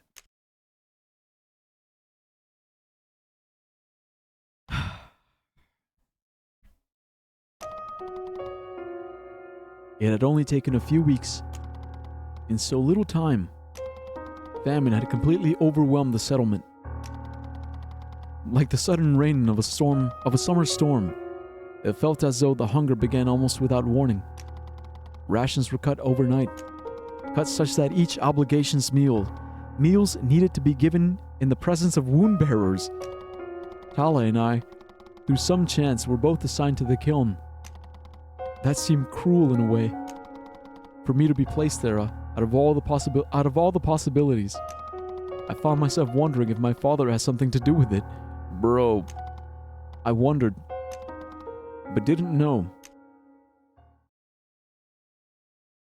It is awkward, isn't it? It's like watching over your friends. It's like making sure they don't riot. Why? Because he said communism. No. Heh, damn, okay. You like the Stalinator. You should read something cooler. Tala was waiting outside for me to leave. That was strange. I remember thinking. It was just after the midday meal and the three of us stood outside the kiln's cluttered storage room. It was usually empty around that time. God above, I think that servant girl hates me or something. Kanari leaned casually against the wall as he complained, playing with the cane in his offhand. I get less than everyone else, I swear. She sees my cane and thinks, well, this guy clearly doesn't need the energy. What's he gonna do? Run? I laughed a little, but Prava seemed uneasy. Did she really give you less, she asked? He's making Prava worry. I could talk to them about... Kanari raised a hand and waved her into silence, sighing. No, not really, he replied, deflated. Just ignore me today. I don't have anything nice to say. I looked over my shoulder to the main room and back again. What were you two painting earlier? I asked, looking at Prava. It looked beautiful. Prava clasped her hand. Prava clasped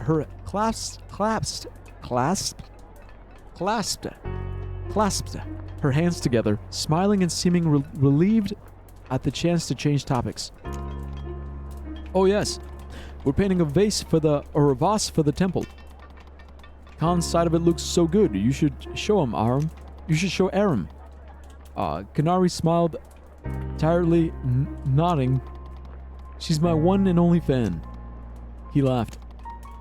I won't lie, Prav, my heart's not in this one. It's hard to give it my all when I'm so damn hungry. I felt a pang of guilt whenever I was reminded of how poor the Kiln's rations had become. Yeah, because like Kanari called it, like they were gonna be one of the first ones to go hungry. My own had only been reduced slightly. It was an awkward topic. Prava picked her notebook up off a nearby shelf, holding it tightly to her chest. Khan, why didn't you say anything? She said empathetically. I'll give you my portion tomorrow. I began to nod in agreement, but Kanari shook his head. What? Prav, no way.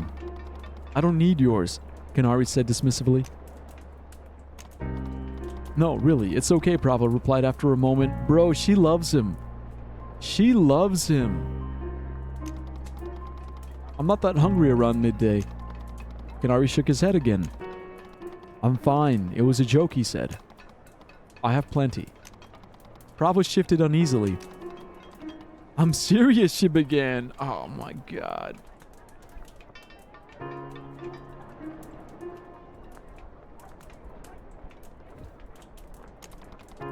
You can have mine, so just... Prava. Kanari interrupted. No. I already told you once, yeah? Prava looked away and nodded slowly. We quickly spoke of other things.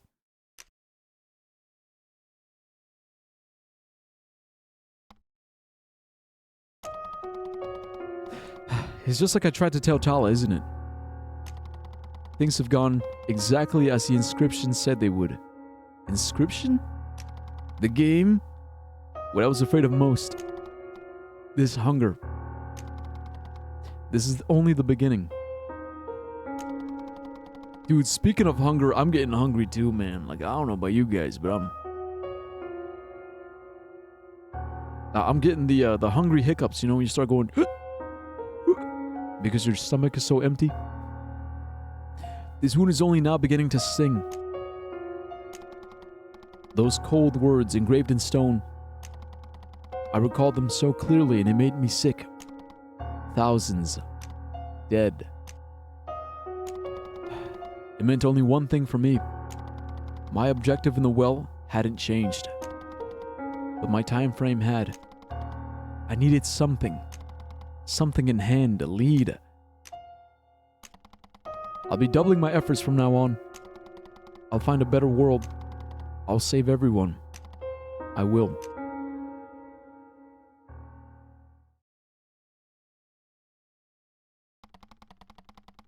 Tala and I knelt before the high wound bearers. My father stood by the doorway. I'd grown used to his silent indifference by now. Like, he's still mad? Oh, bro, why? Is he jealous? Bro, he's not doing the classic jealous dad shit, is he? Oh, come on.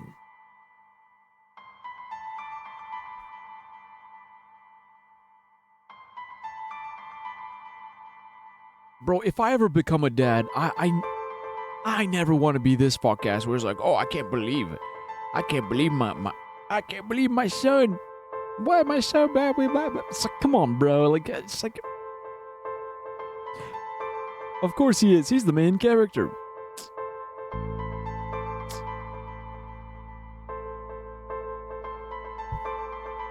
It's just... What's his son doing? Being gay?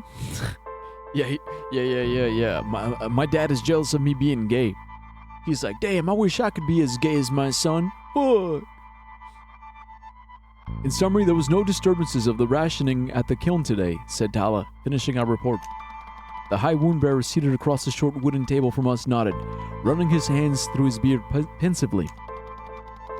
We were sat in the armory's innermost chamber, often used as a meeting place. Whoa, typo.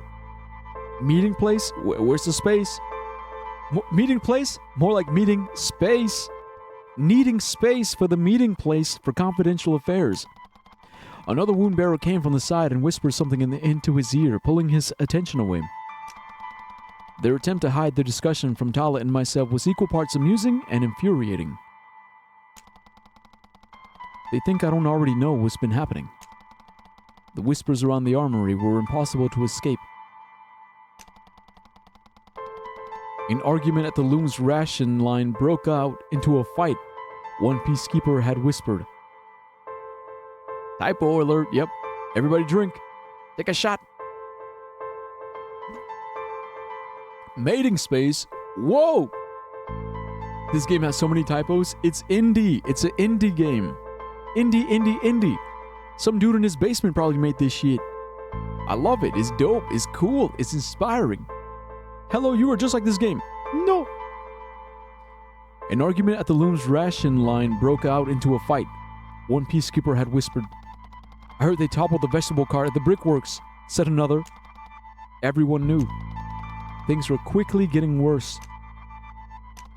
Tala and I were dismissed.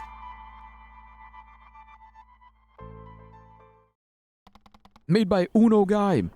What you mean? Not fully out. You saying I make a lot of typos? Bruh, boy. You do though. Tala went ahead. Just as I was making my way out of the armory, my father called out. I stopped, feeling myself tense up. Father.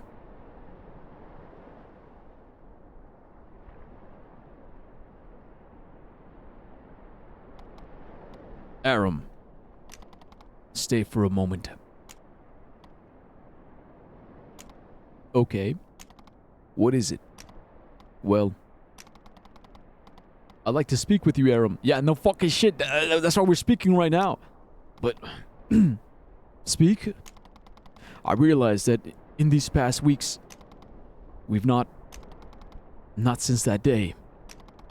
Your first day as a sentry. As a sentry, not century, century.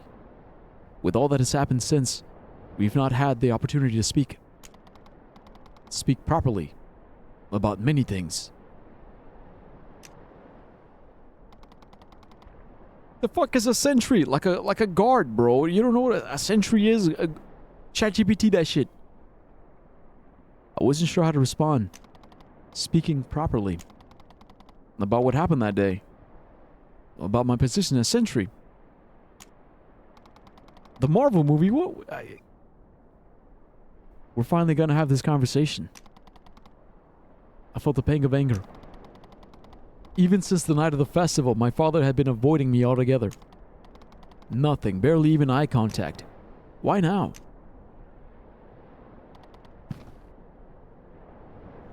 A sentry is a soldier or guard stationed to stand watch, protect a place, or prevent unauthorized access. They often monitor entrances, gates, or specific areas, frequently serving on sentry duty.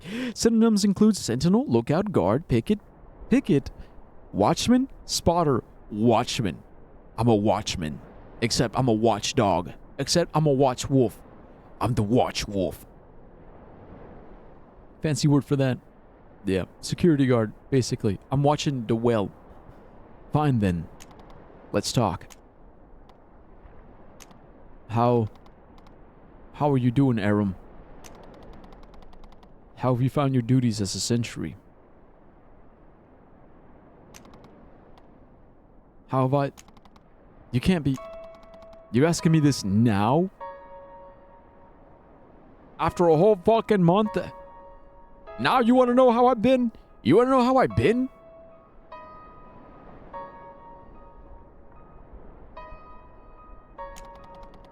I've been a sentry for weeks already. Yeah, but why? Why didn't you ask me how I felt back then? The night an ancestor tore two men limb from limb in front of my eyes. Aram, I needed you that day.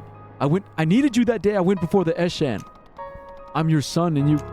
Aram, you taught me for 12 years. You wouldn't see me. You wouldn't speak to me. Aram, listen to me. I've been asking the Eshan for years to... You can't be... I asked them to place you in the temple guard. Yes, you made that clear. You're punishing me. I know it. What? You must understand that I didn't want this for you.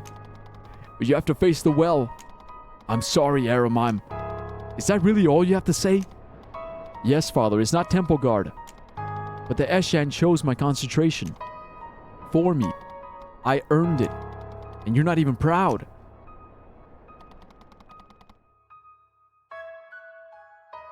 Aram fuck ass? No, bro. His dad is fuck ass. What do you mean Aram fuck ass? No. No, see, you wouldn't... You just don't get it, bro. Also, here, ancestors aren't... ancestors aren't actually ancestors. Here, ancestors are like these machines that murder humans. It's not like a straight up ancestor. My father was stunned into silence. As the words came out, I expected that I'd immediately regret them, but I didn't. This conversation, which had been far too long coming, the resentment I held had been brewing all the while, and I felt it rise in my throat like bile. I needed to say it all. Everything. You would have been perfectly content to bribe the Eshan, I said, seething. To use your favor with him to cheat the system and give me a comfortable job as a temple guard. I shook my head. But now I see. I understand why. It's because you have no faith in me. None at all. You never did. And I spent all those years thinking that I was making you proud. But you never believed that I really had what it took. My father's face was pale. He shifted uneasily, the weight of my words seeming to cut him to the bone. He opened his mouth and closed it again. The silence was agonizing. I don't know if you can handle it or not, Aram, he said, finally. His voice was thin, quiet, and without any of his typical resolve. So many things have come true. So many things that kept me awake at night. Terrified that they might come to pass. So many of those terrible things have come true, Aram. His voice nearly sounded choked. What am I supposed to think? What was I supposed to do? I looked at the man standing across from me, and I tried to picture my father. Oh, shit! Oh! Fucking burn! Fucking burn! I looked at the man standing across from me, and I tried to picture my father.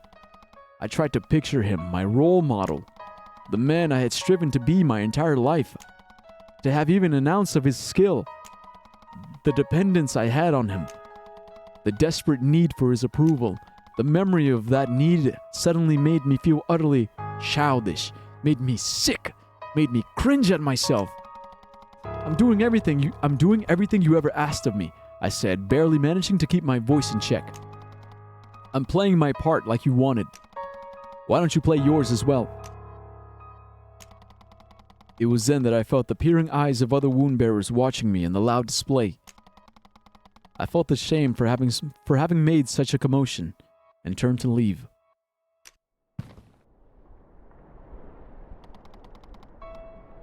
That day at the storehouse, with Sachi, that woman treated her like dirt, like she should be dead, and you didn't stand up for her at all. You're a coward. I see that now. Goodbye, Father. Goodbye.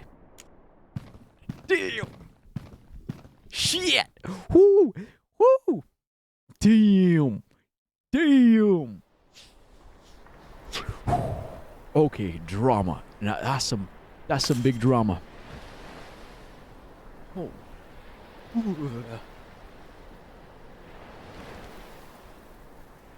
You're both cowards in different ways. It's human. It's human. It's human. It's like, that's... See, it's like, it's...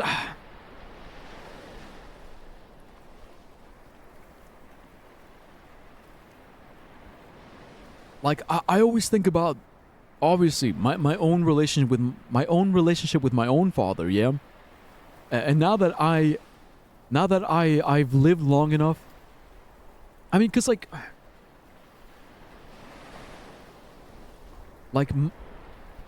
my dad had my older brother was born, like his first child was born when my dad was 22. My dad was 22 when my brother was born. He was 23 when I was born. Think about that. 23. I'm 30 years old now.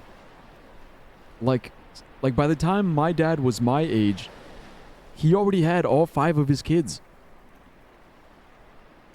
Like, I was 7 years old. Like, I'm trying to imagine me being 30 with a 7-year-old child. I know it's not easy. You got a dad? Damn, that's surprising. I know, right? Lamo. But it's like I understand, you know? I understand that being alive is hard. Trying to survive is hard. Trying to work, trying to balance all this stress and all these fears and all these worries. Like growing up and becoming a man, I realize that. I understand that. I just wish that my dad had also understood that, and that he also was able to, like, I guess, to teach me sooner. Like that's what I wish I had. I wish, cause yeah, my dad has a lot of good qualities. Like he's a hard worker. He's funny. He's charming. He's charismatic. But when it comes to like regulating his emotions, when it comes to like understanding how to have like emotionally meaningful conversations and talks and being supportive in real emotional ways, that's where he's lacking. Like, he lacks that tact. He lacks that skill. I think when I was, because, like, when I was going through my shit, lactating. Shut the fuck up. Lacking, not lactating. Lacking. He's lacking in that. That's... Like, in high school, I wish I had that emotional support from him. But I didn't have that. You know what I had instead? Instead, I had a bully. My dad was a bully to me. Instead of talking, instead of, like, reasoning with me, all he did was just bully. Bully.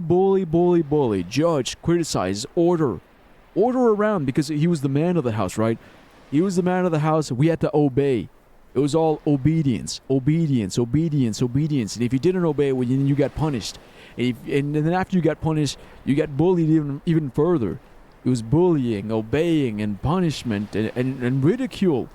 Ridicule, because I mentioned my dad is a funny guy, and he is pretty funny. But a lot of the times, his humor is based on making fun of people. That's what he does. What he does to get a laugh out of the audience, out of the crowd, is he makes fun of us. Right? He makes fun of us. And if I dare clap back at him, oh, then that's a bridge too far. Like, oh, that's disrespect. That's disrespectful, son. It's like, no. When I make a funny joke, it's hilarious. It's hilarious, and everybody loves me. If you dare make a joke at my expense, well, then you're a bad son. You're ungrateful. You're disrespectful. Watch your tone. You know, it's like, how's that fair? How's that fair? Like, you insult us, but we can't insult you back? When you do it, it's just a joke. Oh, I'm just joking.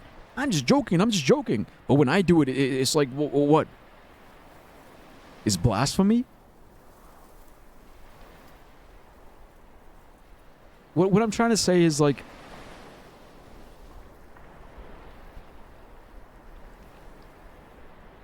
my dad's worst quality is that he was a hypocrite. Yeah, I got daddy issues. Is that he's a hypocrite.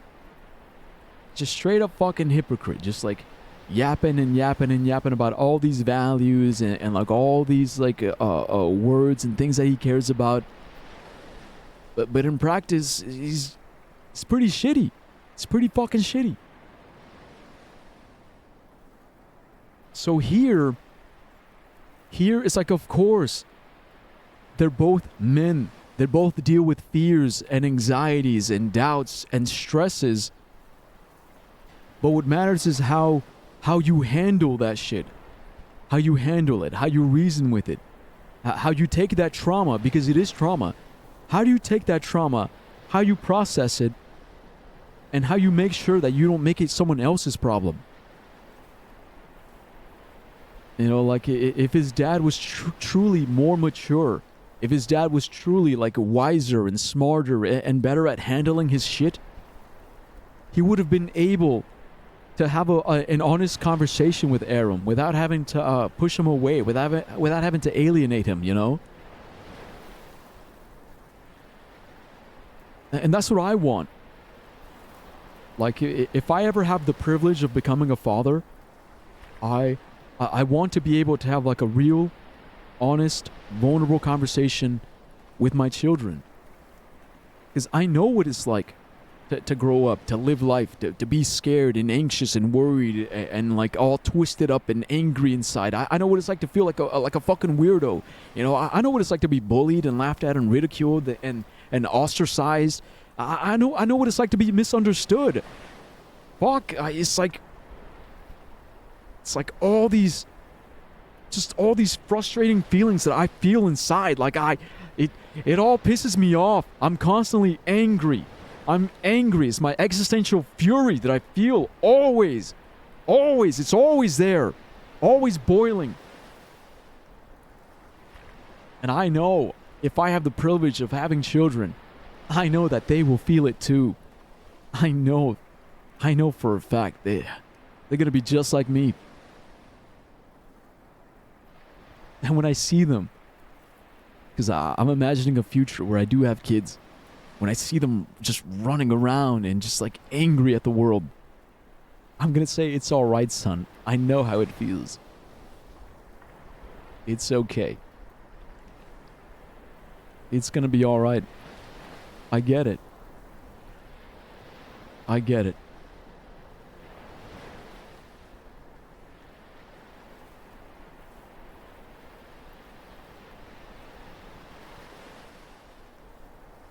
But it takes a man, you know? It takes a man to do that.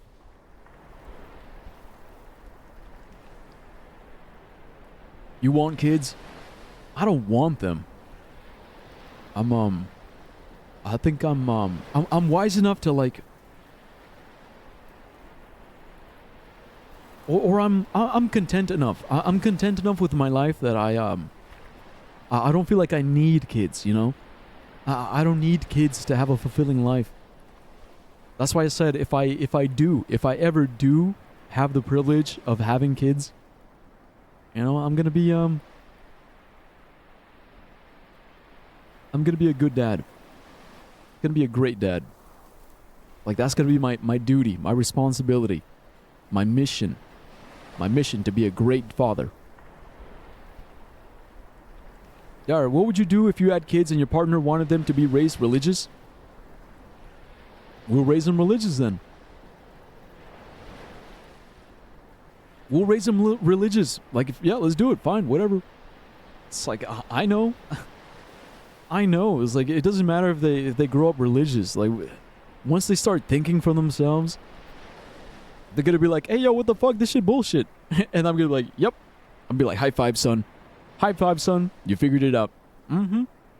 All this religious shit, kind of BS. Like, why would I worry? It's...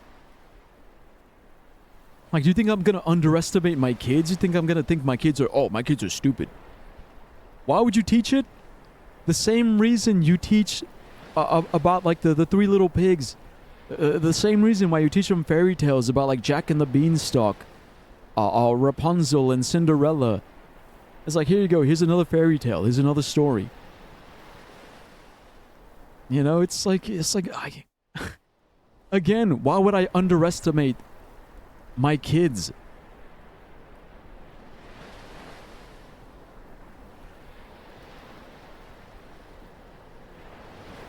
They're smart enough to figure it out. Like, they're not stupid.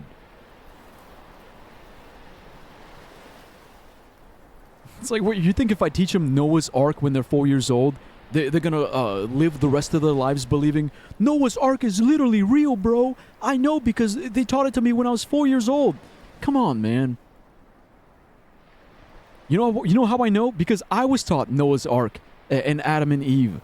Like, my dad sat me in front of the TV and he played all the Christian movies. It's like, look, watch all these Christian movies. These Bible stories are literally true. Literally true. Literally true. I was raised religious, and you know what happened? I grew out of it.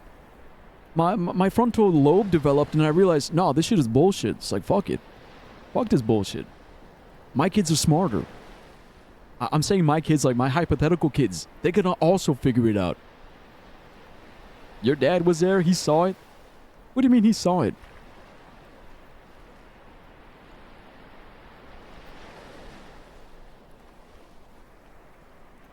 Yeah, what do you mean he saw it? Saw what? All the stories? The flood, Adam and Eve. Oh, because you're making a your dad old joke. Ha, yeah, hilarious, yeah.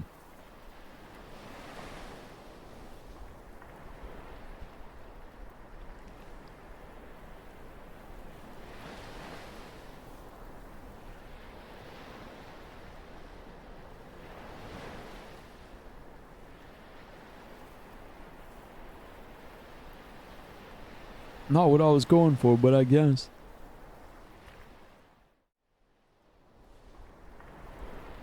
Dyer is telling a compelling story here.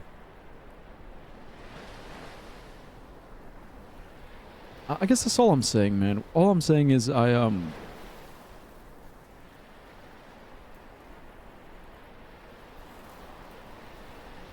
there's so many important things to talk about.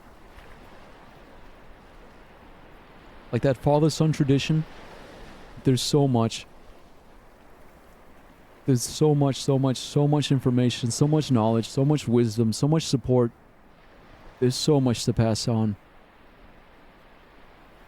And I think you can't teach your kids something that you yourself do not know. And that's where it starts. It starts with preparing yourself. Like really preparing yourself. Like doing the thinking, doing the researching, doing the figuring out. You know, doing the learning. The learning and also the unlearning. Like so many bad habits that I learned that I had to unlearn. You know? Like fuck, like even my battle with alcoholism. Like that's something that I had to unlearn. I became an alcoholic, then I had to learn how to no longer be an alcoholic. And that's a story that I'm going to tell my kids. I'm going to say, yeah, yo, kids. Like, yeah. You know, when your dad was a young lad, I was a fucking alcoholic. I did all kinds of crazy fuck-ass shit. And I lived long enough to regret it. You know? Yeah, hey, what's up, Snake? Conquest dies, by the way. Spoilers! Solstice said, from what I know about you, I think you'd be a great dad. Thanks, Solstice. I'm definitely going to try my best.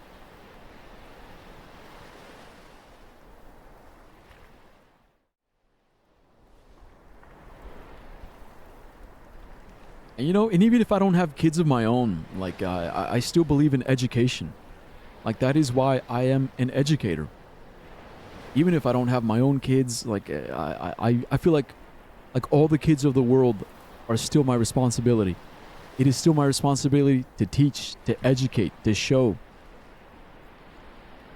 You know, to speak of the things that I've learned. You know, all the lessons I learned the hard way.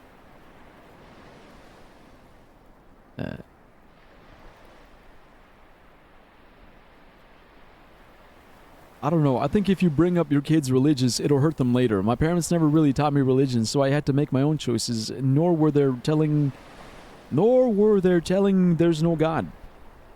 Boy, you're not the catcher in the rye. I gotta protect the children. People don't stop learning. Boy, I think he holding. Boy, think he holding.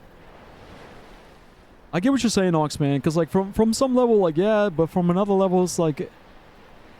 Because, again, like, my thinking is...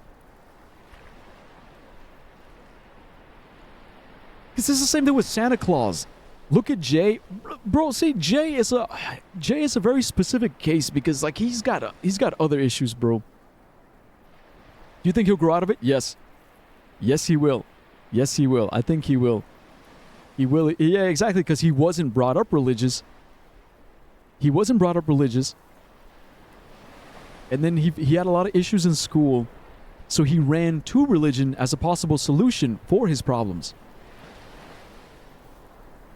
And right now he's in his what? He's in his black pilling arc. But it all stems from his like feelings of insecurity. But eventually he will grow out of it. He will. Like I have faith that he will. Because he's a dumbass kid right now. He's in his dumbass kid phase making his dumbass decisions.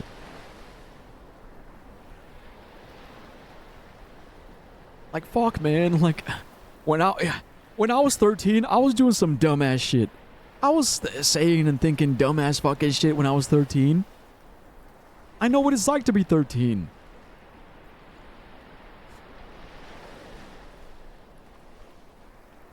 There are 70% of religious people in our country or something. Or you mean in your country or something, I don't know. Or he'll end up like Mark David Chapman and kill famous pop star and justify it with a book. Will he? You know, people say that he will. People say that he'll grow up your whole life. Religion isn't a bad thing. The way Jay does it, it is bad.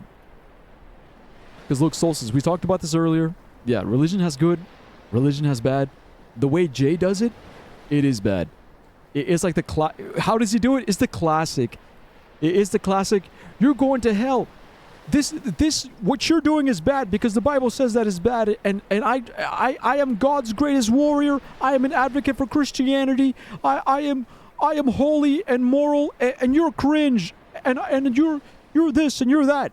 You know, it's just classic using religion to judge people and to exalt yourself to, you know, feeling like high and mighty. Why haven't you banned him? Because he's a kid. He's 13. He's a 13-year-old boy, a child, a baby. He's a baby.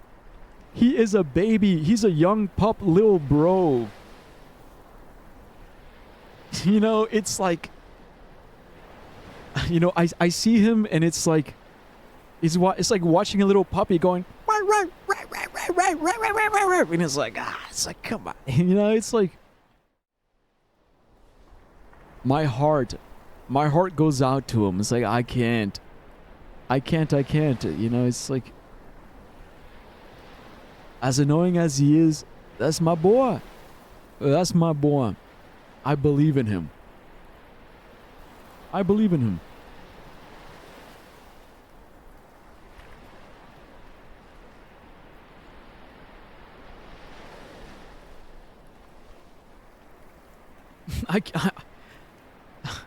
I don't give up on people. It is not my nature to give up on people. Banning him? I ban him and then what? He falls further into that pipeline.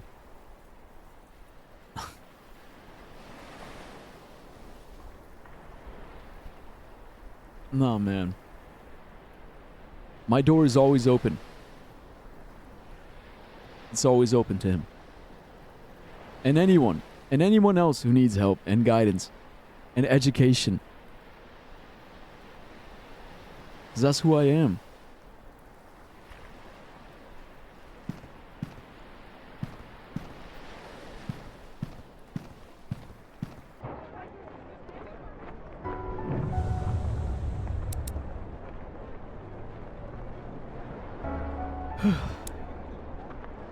But alright, y'all. It's time to eat. Bye, YouTube. Thanks for watching.